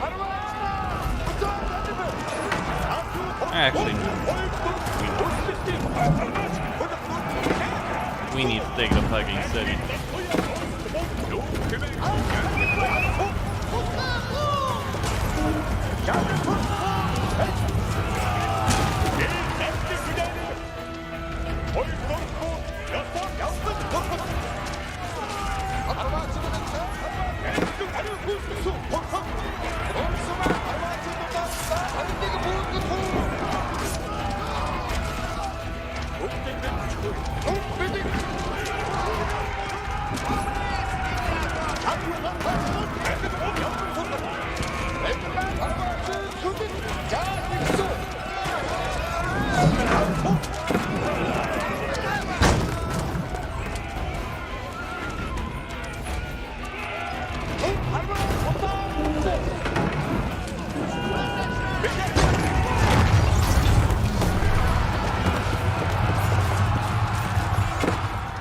The Mongol army broke through the gates of Kiev and marched on the city.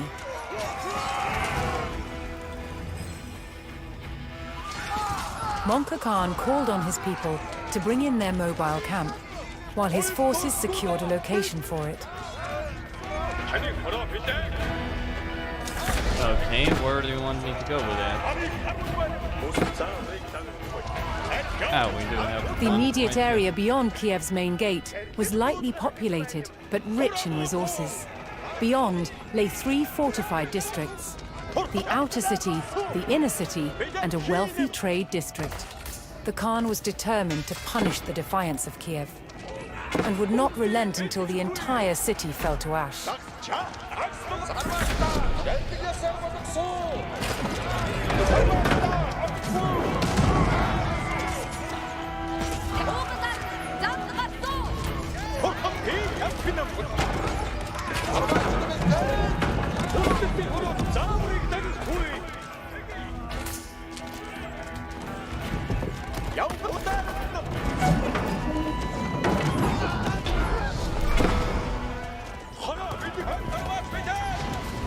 The Mongols unpacked their camp, ready to continue their assault on Kiev.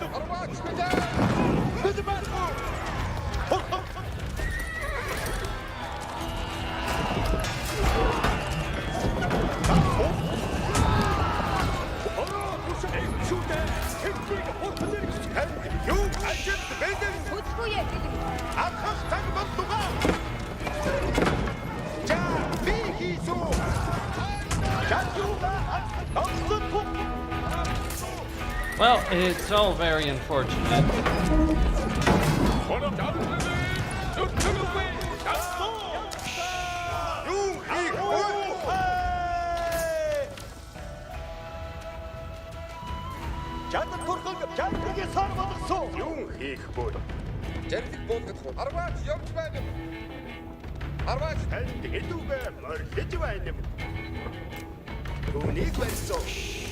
Ажил хүлээж байна. Юу хийхгүй? Би үүнийг бариад өгсөн. It's unfortunate because I'm gonna have to work my ass for this one. Lost my entire initial army. Амар байна уу? Except those trebuchets. One archer and... сайхан ажигөө.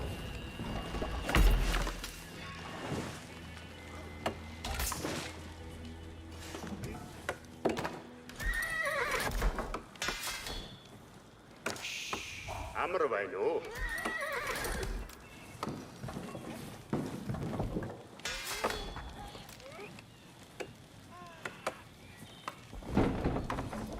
Хороо тэжүүгээ зэрэг хүлээ юу?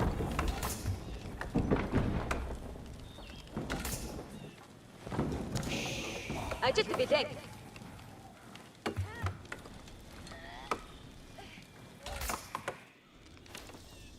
Gonna have a great deal of trouble if I actually do get the tank right now. Амар байна уу?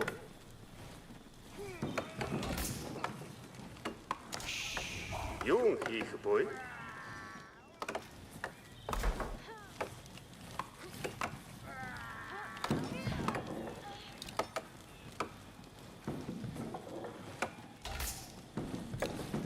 Танд юу хэрэгтэй вэ?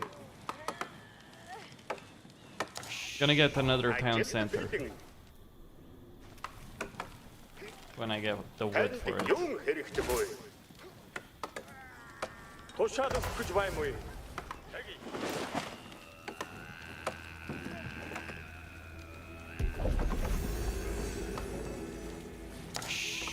Амар байна уу? Даруй.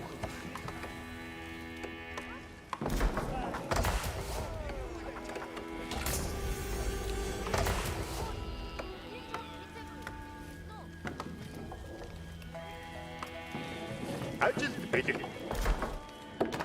Хөдөлгөөе. Юу хийх вэ?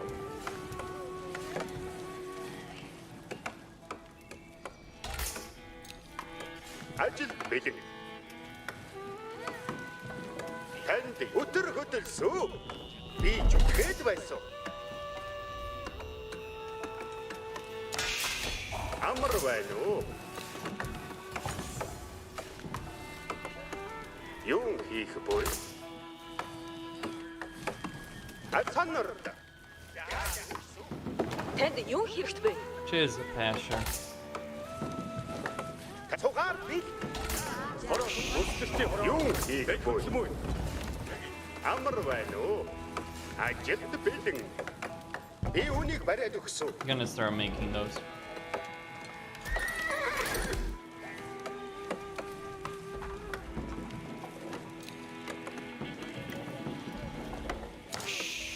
Би энд байна.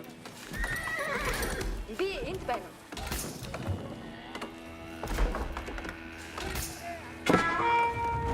Явган турхаг. Явган турхаг хөдөлж байна. And there they come. Бүслэлтийн хороо. Явган турхаг. Бүслэлтийн хороо. Турхаг. Аюу. Монгол армад байна. Бүслэлтийн хороо бушаад тагсуу. Чаа хэвсүү. Mederic, Moнгол армад jätte хэрэг амар байна уу? Бүслэлтийн хороо. Явган турхаг. I bet once, really.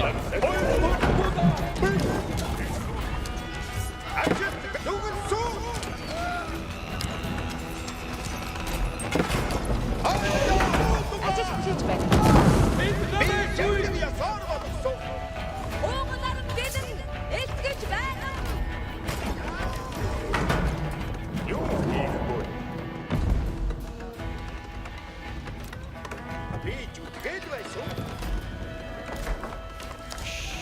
Танд юу хэрэгтэй вэ?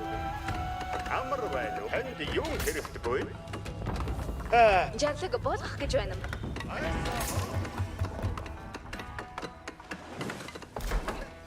Танд юу хэрэгтэй вэ? Санарт хөдөлгөө юм бэлэн. Юу хайжид цугаар бэлт багталт бүлгөө. Жантиг буулгах гэж байна уу? Би жантиг ясаар бодогсоо. Юу хийх вэ? Би үүнийг бариад өгсөн. Юу хийх вэ? Цугаар сонирхох. I'm gonna start Танд юу хэрэгтэй вэ? Цугаар бэлд.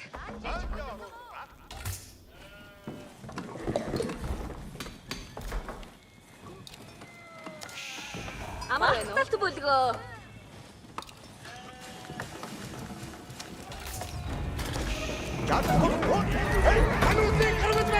The Mongols took out a Kievan supply convoy and claimed the resources for themselves.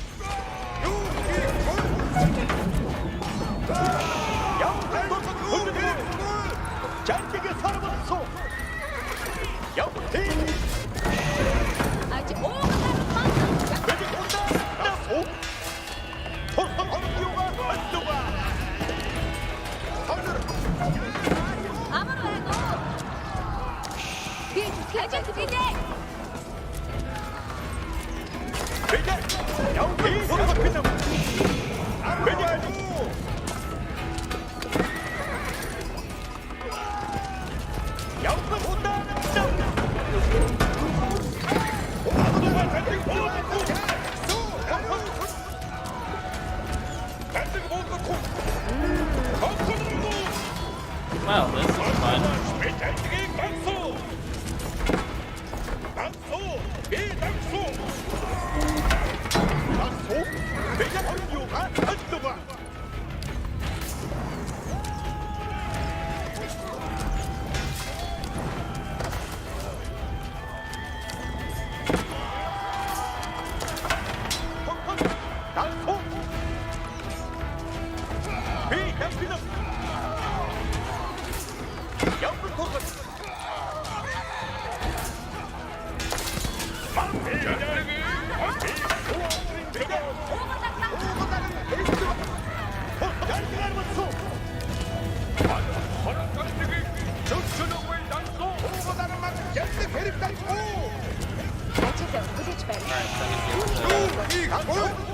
소각대 간다.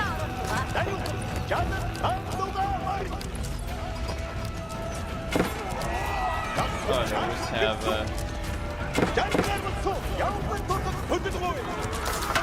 yeah, the casualties I took were way too much.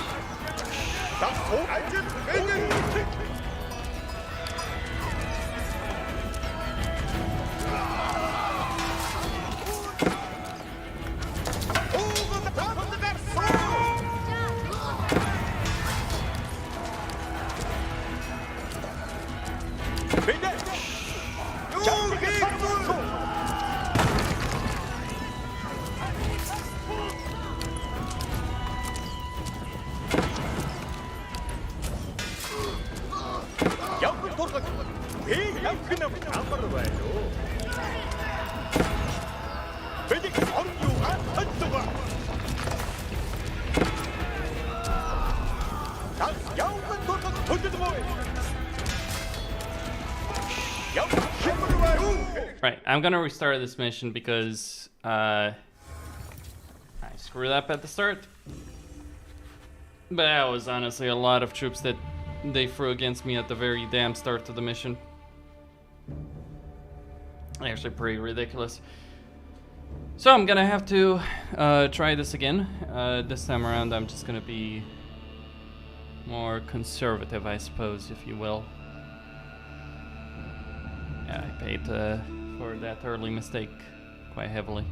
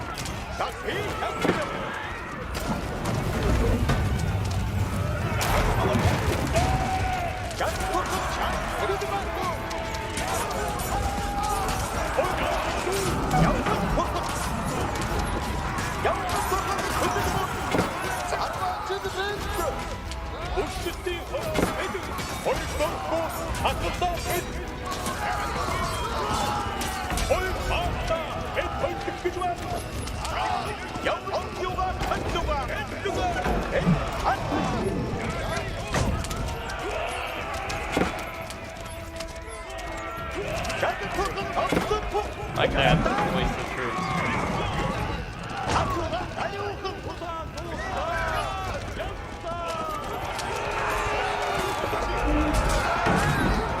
Are you kidding me? What the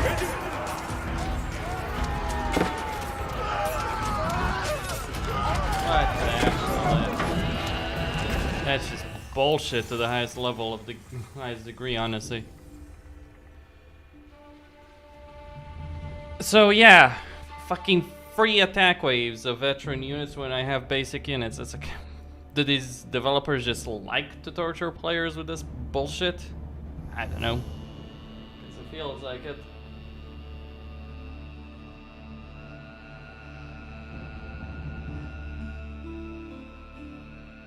Maybe I'm not supposed to even take the gate there.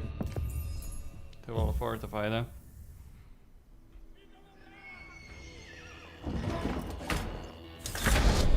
But I don't see another way. So gate it is.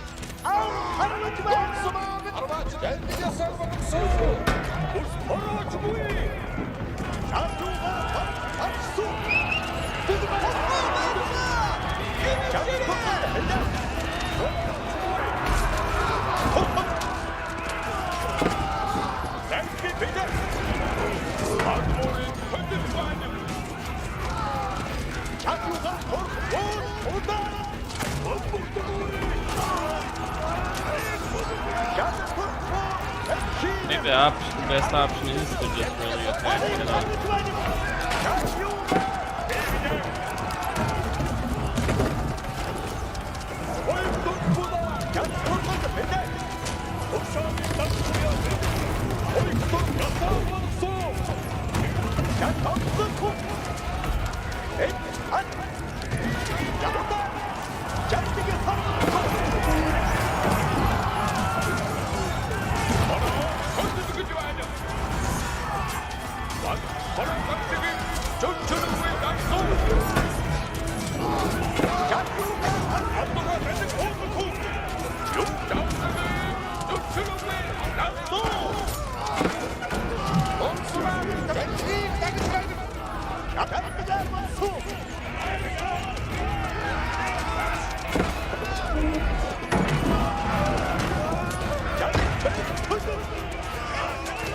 Seems to be nothing.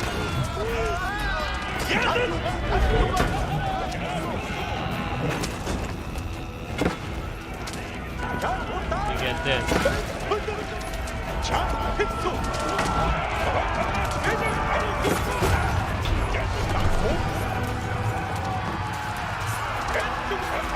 The Mongol army broke through the gates of Kiev and marched on the city.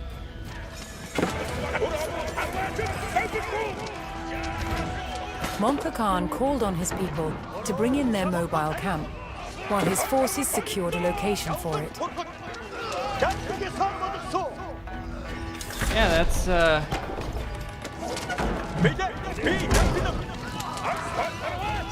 The immediate area beyond Kiev's main gate was lightly populated, but rich in resources. Beyond lay 3 fortified districts: the outer city, the inner city, and a wealthy trade district. The Khan was determined to punish the defiance of Kiev, and would not relent until the entire city fell to ash.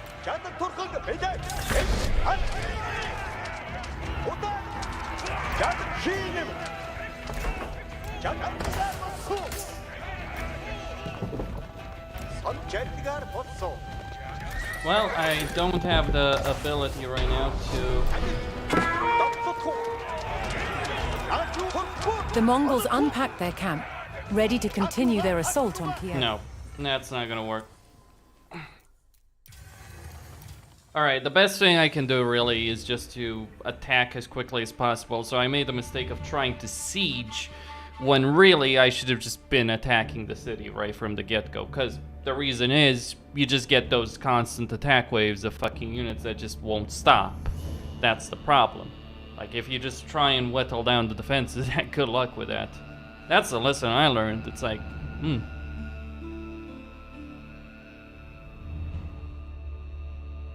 what can I say? I would say it's a hard mission. I'd say it's a bullshit mission, at least to start. But fine, we're gonna play this bullshit mission.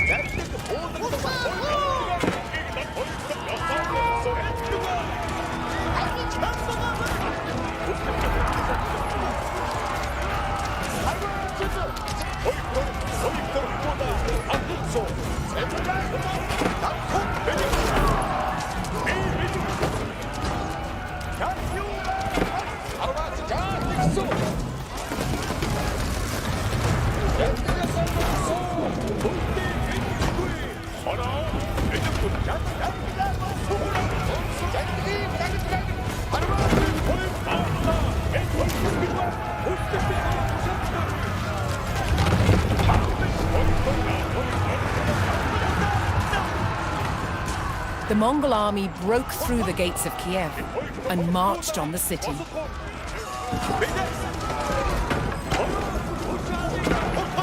Mongol Khan called on his people to bring in their mobile camp, while his forces secured a location for it. Yeah, so if you attack like this, you don't have to deal with that waves, you have to deal with. The immediate area beyond Kiev's main gate was lightly populated, but rich in resources. Beyond lay 3 fortified districts: the outer city, the inner city, and a wealthy trade district. The Khan was determined to punish the defiance of Kiev, and would not relent until the entire city fell to ash.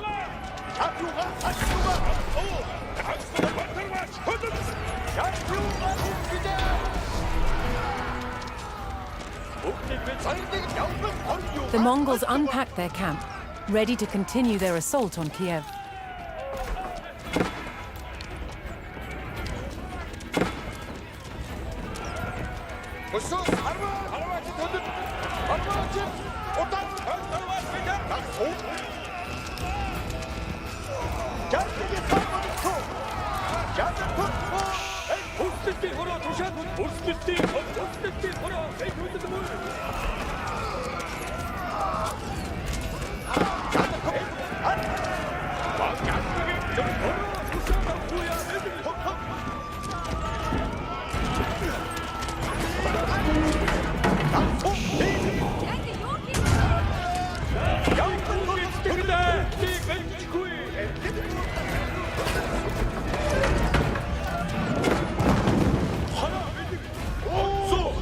Alright. So this time around, I'm in a much better position.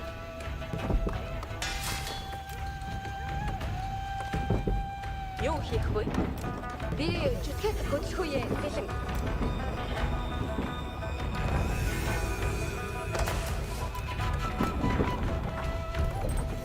Би энэ байна. Түүнийг барьсан. Юу хийх вэ? Түүнийг барьсан. Okay, gold is plentiful for now, so let's just get on food.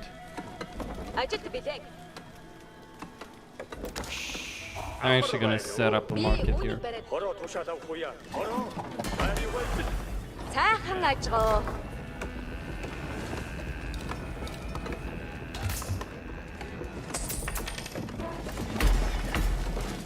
Just because I need the food, I need the wood.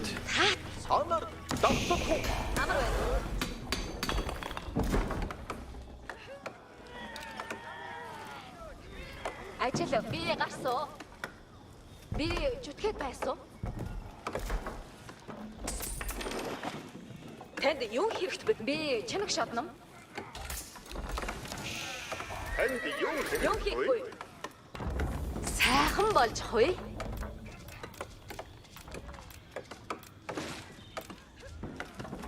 Хөдөлгөө яг бэлэн. Би энд байна. Түүнийг барьсуу. Санарт.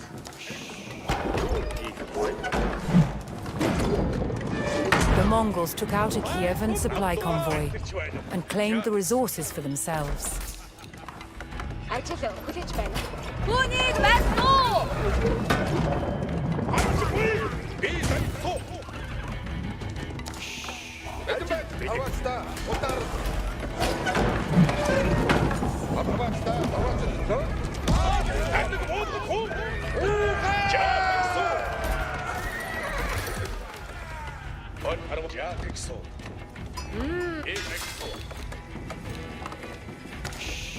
Амар байна уу?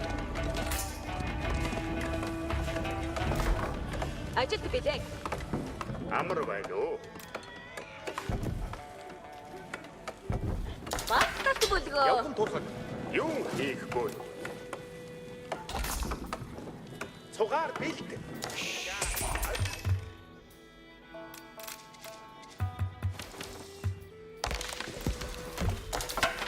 Таксуу. Амар байна. Сонор.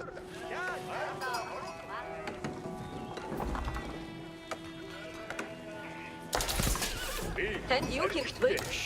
Би хөдөлгөө яриад өгсөн. Танд юу хэрэгтэй вэ?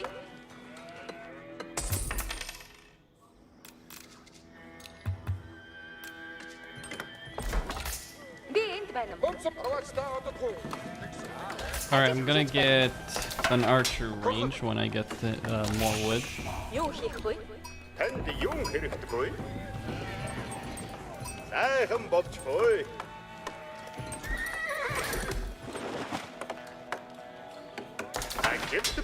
Ажилд бэлэн. Амар байна уу? Би зүтгэж байсан. Танд юм хэрэгтэйгүй.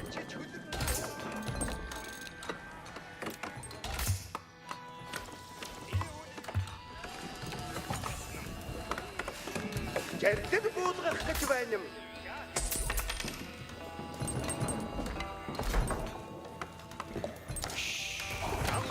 Амар байна уу? Alright, so we get Kurultai. Юм хийхгүй. Hill zone nearby. Huh. Well, I think the Kurultai is probably better. Not that either of them is really great, honestly. Ажилд бэлэн. Зүгсөө. Өтөр хөдөлсөө. Танд юу хэрэгтэй вэ? Гөрөөж байна юм. Сайн байна. Танд юм Хөдөлгөө хэрэгтэйгүй. бэлэн.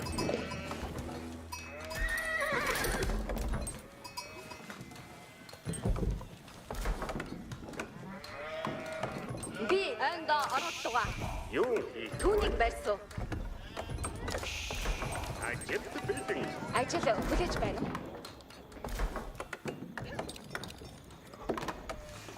Ажилд бэлэн. Цугаа би жагныг.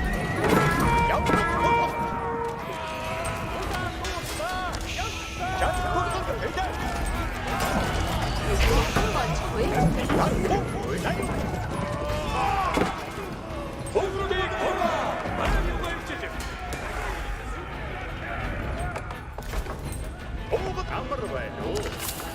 Би үүнийг бариад өгсөн. Юм хэрэггүй. Би жагныг ясаар болгосон. Ишүү тэмгэж байна. Бүгдийг бид шүүдэр хэлтийг бодлоо гэсэн. Юу жагныг хүссэн. Бороо. ажил хүлээж байна.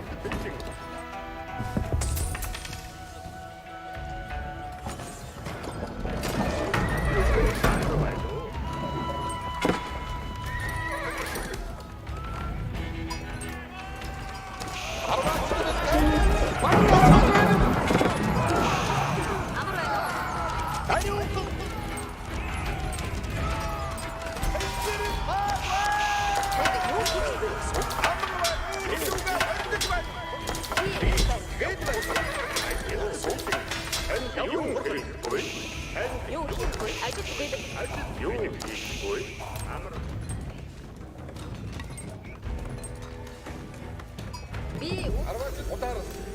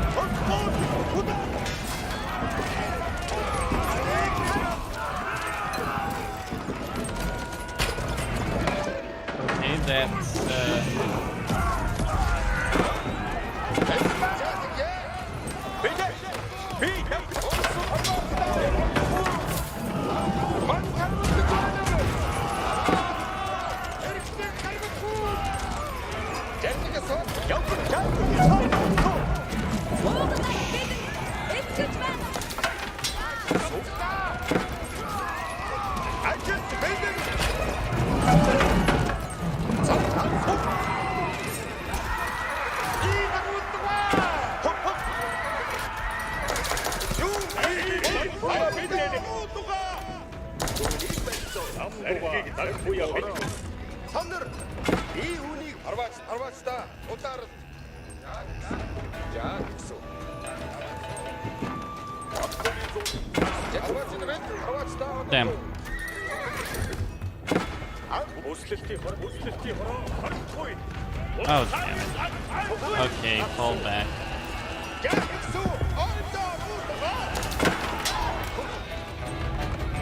Би зүтгээд байсан уу?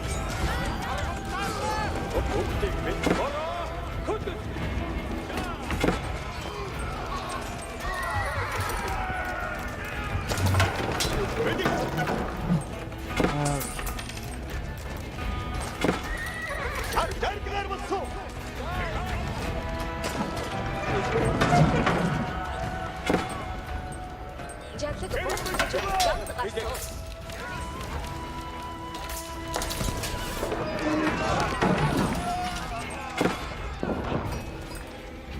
Хөдөлгөө юм. Үнийг байсан.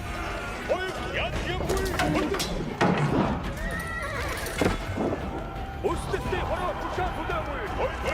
Арваач ангилсан. Би явгинам.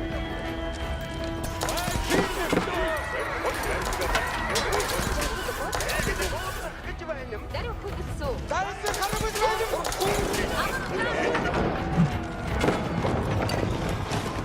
Яддаг сонсож байдаг. Өстөлтийн хороо тушаа хүлээгүй.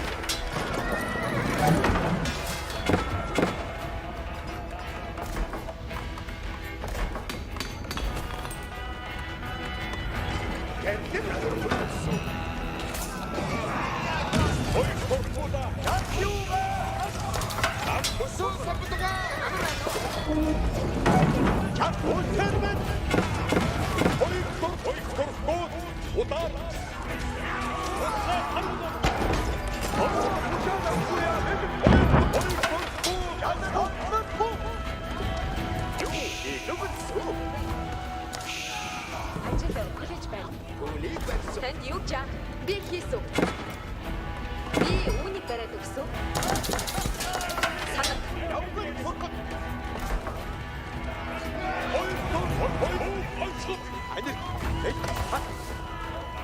Хороо тушаа авахгүй юм.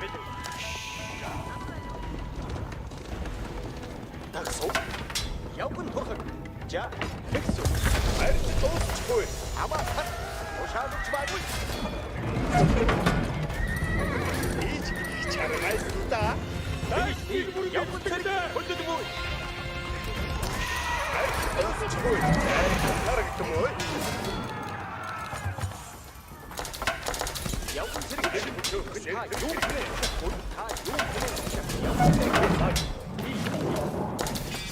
Чи юу хүсмөө?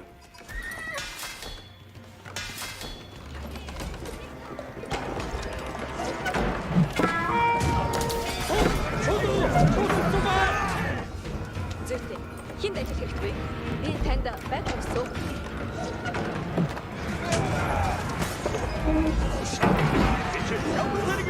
Явган зэрэг хөдөлгөө. Юу гэж байна? Зүйтэй. Цугаар Хани тушаалыг өгдөө.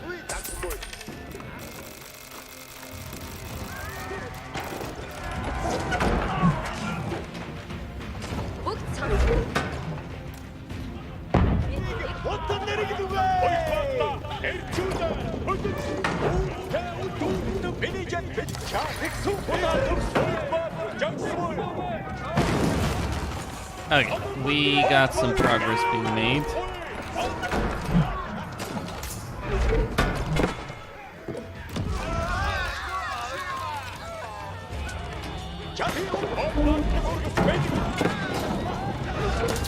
Ah, shit.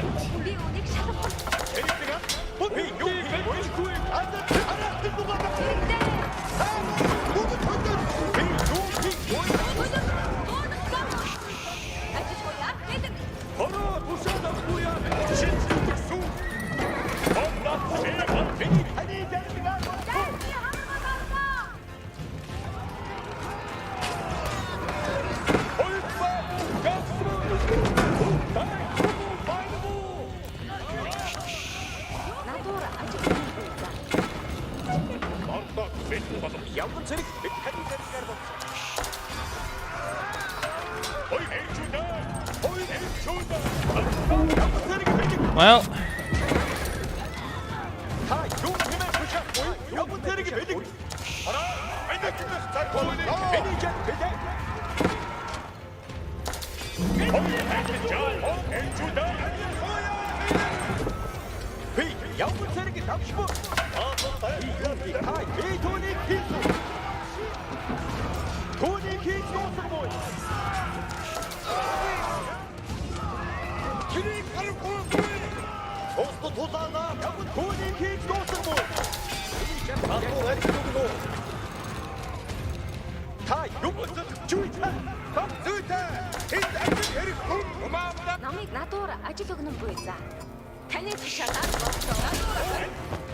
wait, so we can't make more trebuchets. What a shame.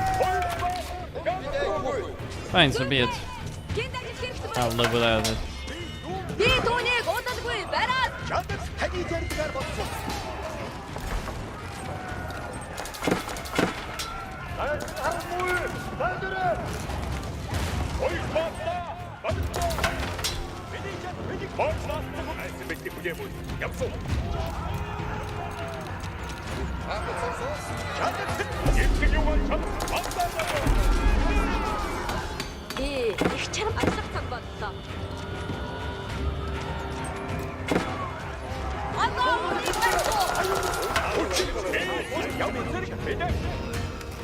Well, the interesting thing is that we can get outposts.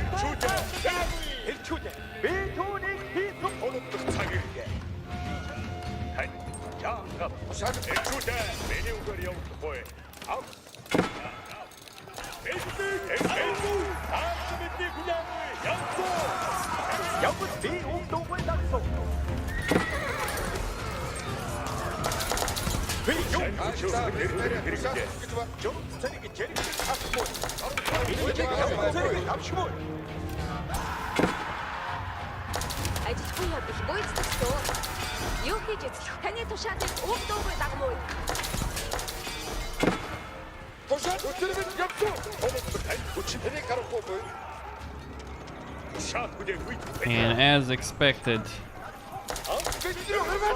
the steamroll has begun. I'll tell you what the Mongols are in this game. They're not Mongols, they're Goths in disguise.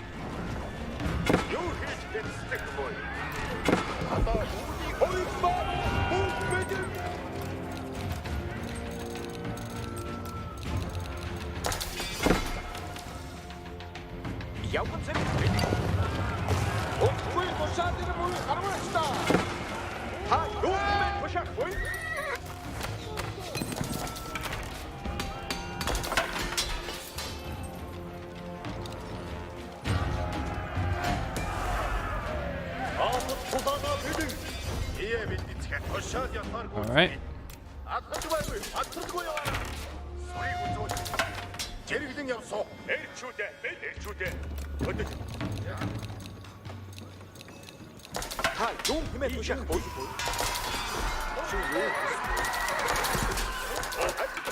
шадар явмуу. Би өгсөн. Уугад арда эрэгтэй хөтөвсөн. Хоёр баатар хоёр баатар. Бай юугаан эцэг. Тушаал бүдээ бүтэр бүтэр. Цус тулаана бэ.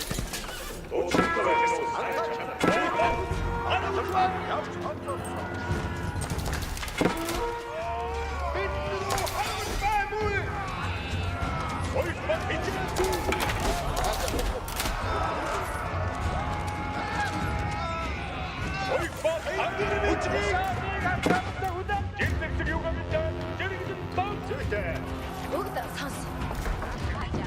Ажил хууя бэлэг. Ийх барьж өгсөн.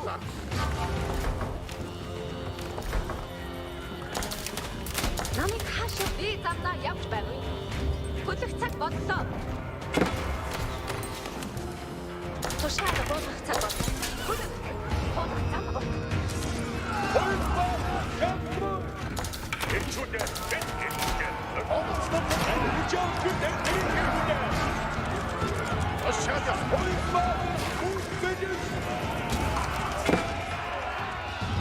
Лорем байсан байна уу?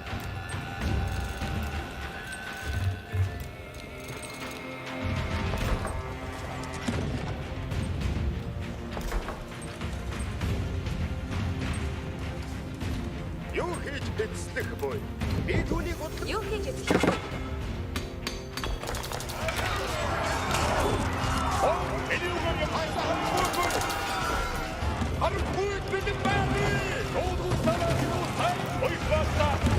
Явган цэрэг бэлэг. Жаргаар явна. Би өгсөн бай. Явган цэрэг хөдөлмөө. Ой би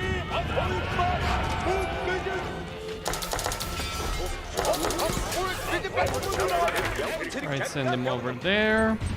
Ажлах миний чадахгүй холбор.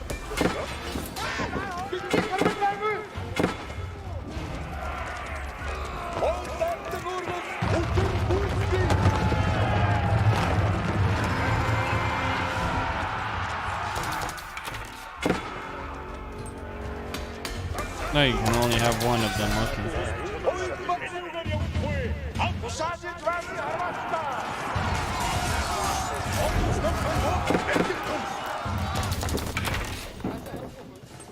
Бүгд сонс.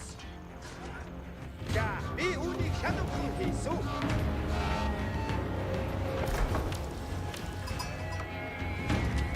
Тушаал болох таны хүслийг ясчтан биелүүлсэн. Ажлах цаг боллоо. Одоо үүнийг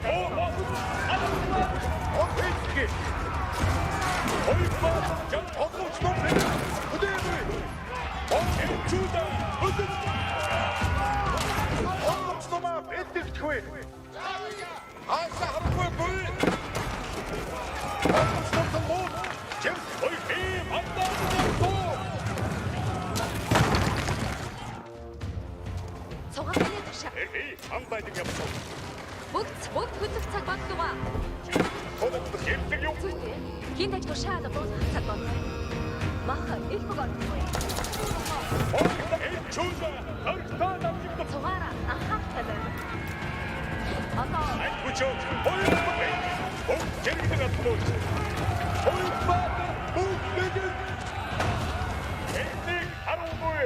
Okay. And you guys are gonna get the girl over here.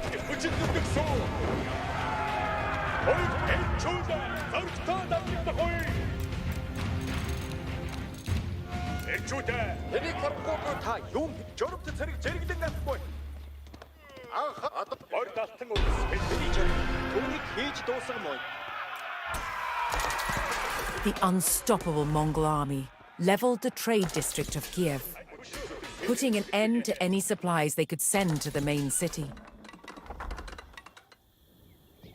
ажил хууя бэлэг.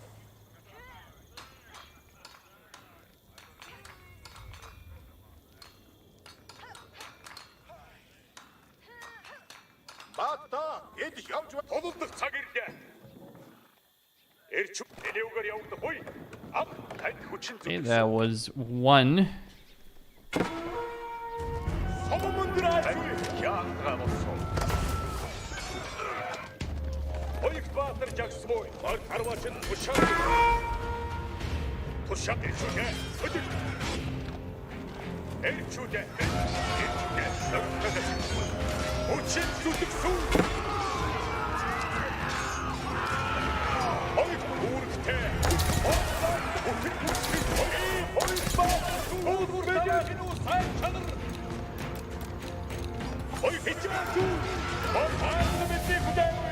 Okay, we move forward.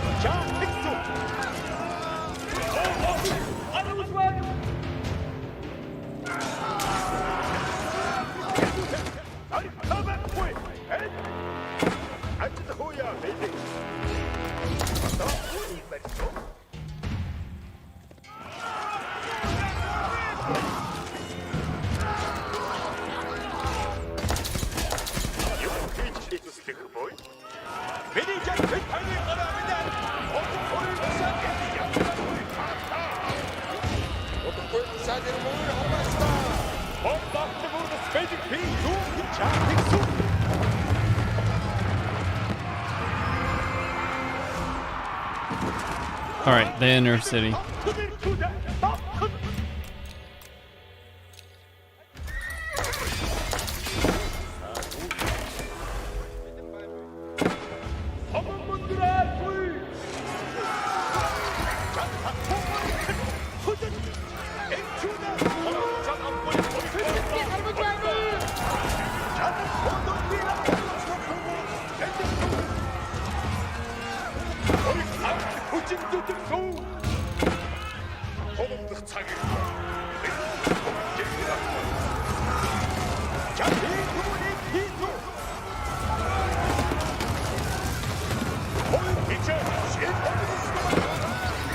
I'm making progress, my lancers, against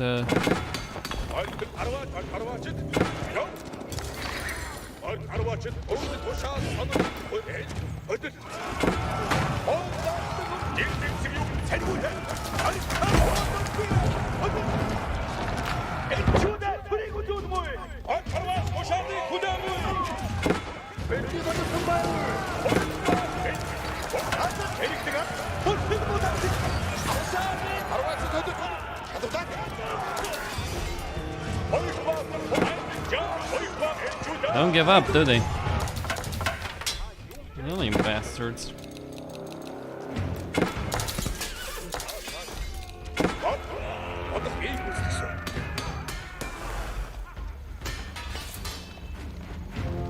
Archers gain 10 tile attack range. 10 tile. Holy crap.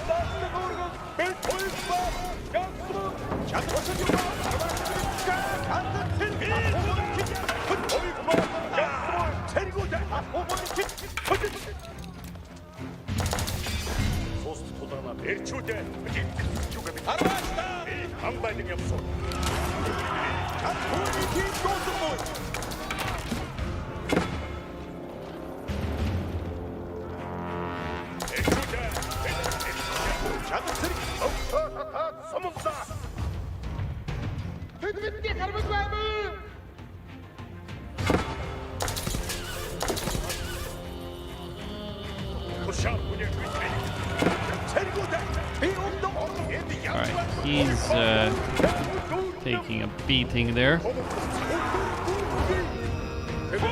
Send more units.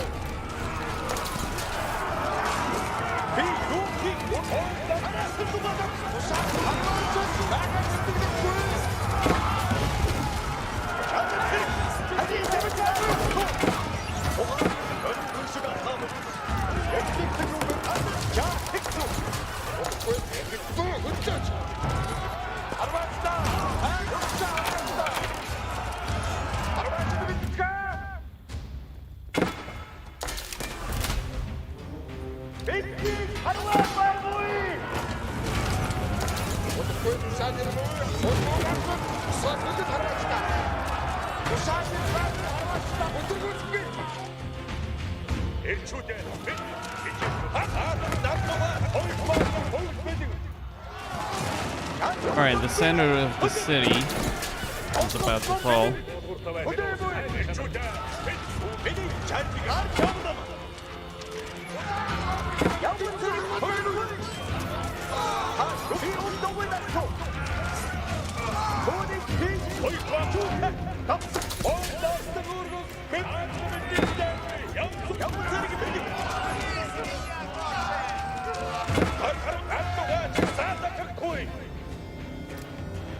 I say at this stage, I really wish I could.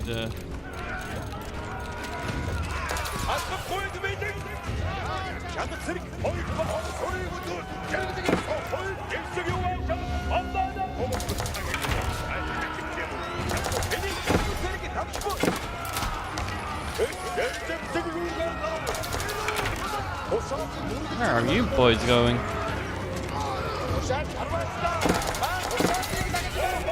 I have to hit them on the walls, but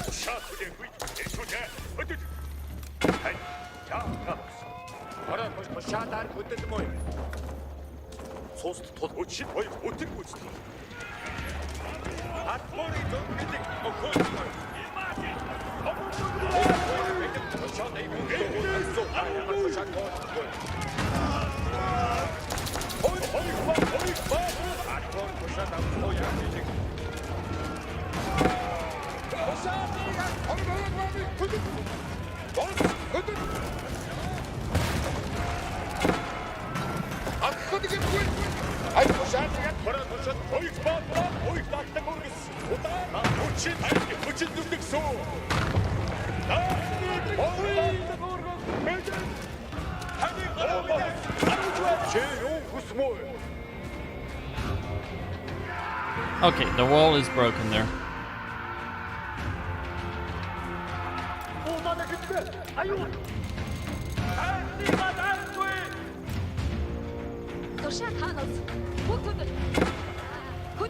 Alright, gonna get the Gur to start getting lit.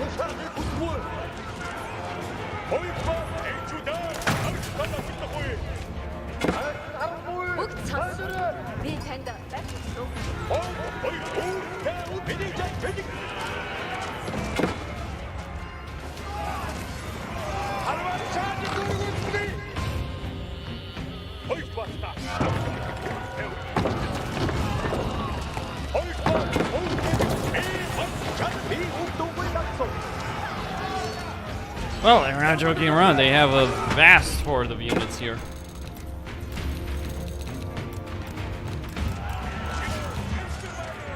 Just whittling them down the Lancers and other units. Try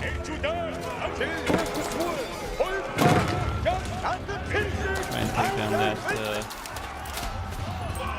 wooden fortress.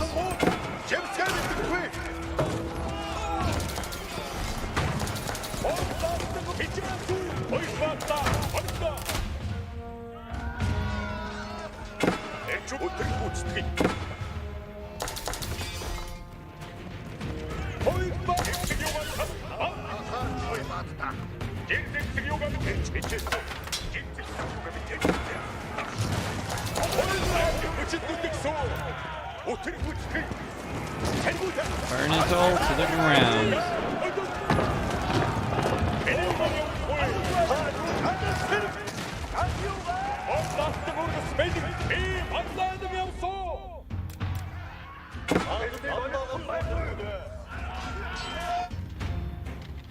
The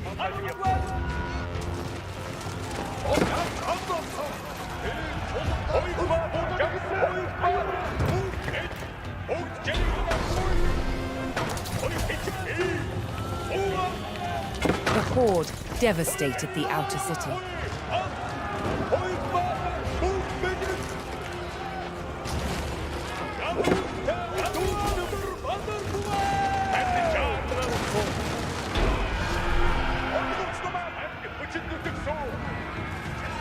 As the last buildings collapsed, the Mongol victory was complete. Kiev had fallen.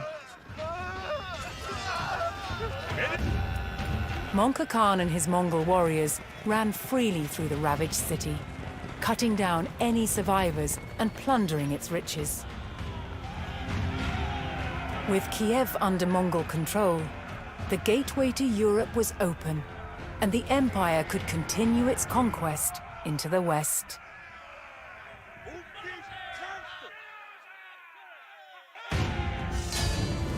Okay. Well, that was rough, but assaulting enemy cities is always rough. Okay. The people of the Felt Walls. At the heart of the Mongols' nomadic way of life was a home of a simple construction. A gur was a round tent of wood and felt that was quick to dismantle and transport. The gur was the domain of Mongol women. Inside its walls, they were in command. Here they gave birth and schooled their children, provided food to passing travelers, and even had authority over their Khan.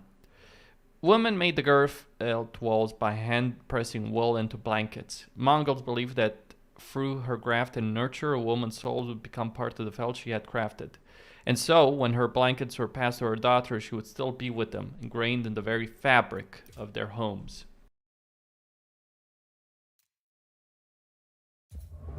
The vast Mongol Empire was created by warfare, but it was governed by bureaucracy. Good communications across the empire were vital, and that was the job of the Yam Riders.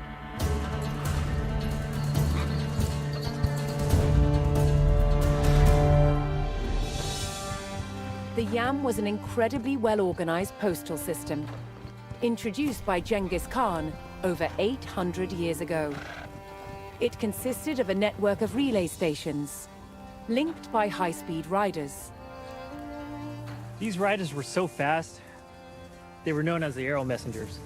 You know, they rode at such a bruising pace that they would have to use these cloths to support their abdomen, their spine, and their internal organs. Yam messengers wore a sash of bells, so they could be heard approaching from a distance. With this advance warning, a fresh relay horse could be ready as soon as they arrived.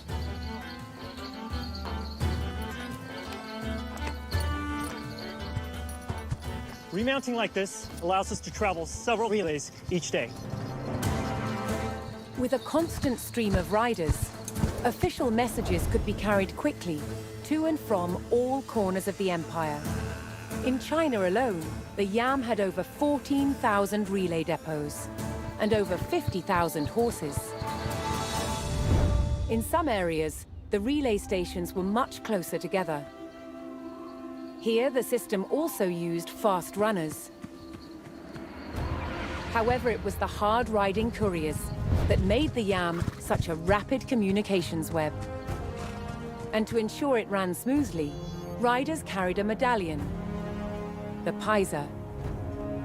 Paisas acted as passports and gave the owner authority to demand goods and services from the Yam stations and the local population. The Yam messengers were the lifeblood that flowed through the great Mongol Empire.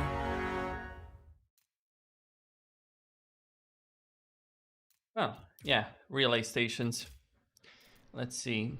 So, Genghis Khan raised Kiev and plundered its treasures. So what are we left with? Well, I've beaten 4 missions. None of them, well, the first one was not really that difficult, to be honest, but the other ones absolutely. Well, not necessarily difficult, but certainly very, very time consuming, so get that what you will.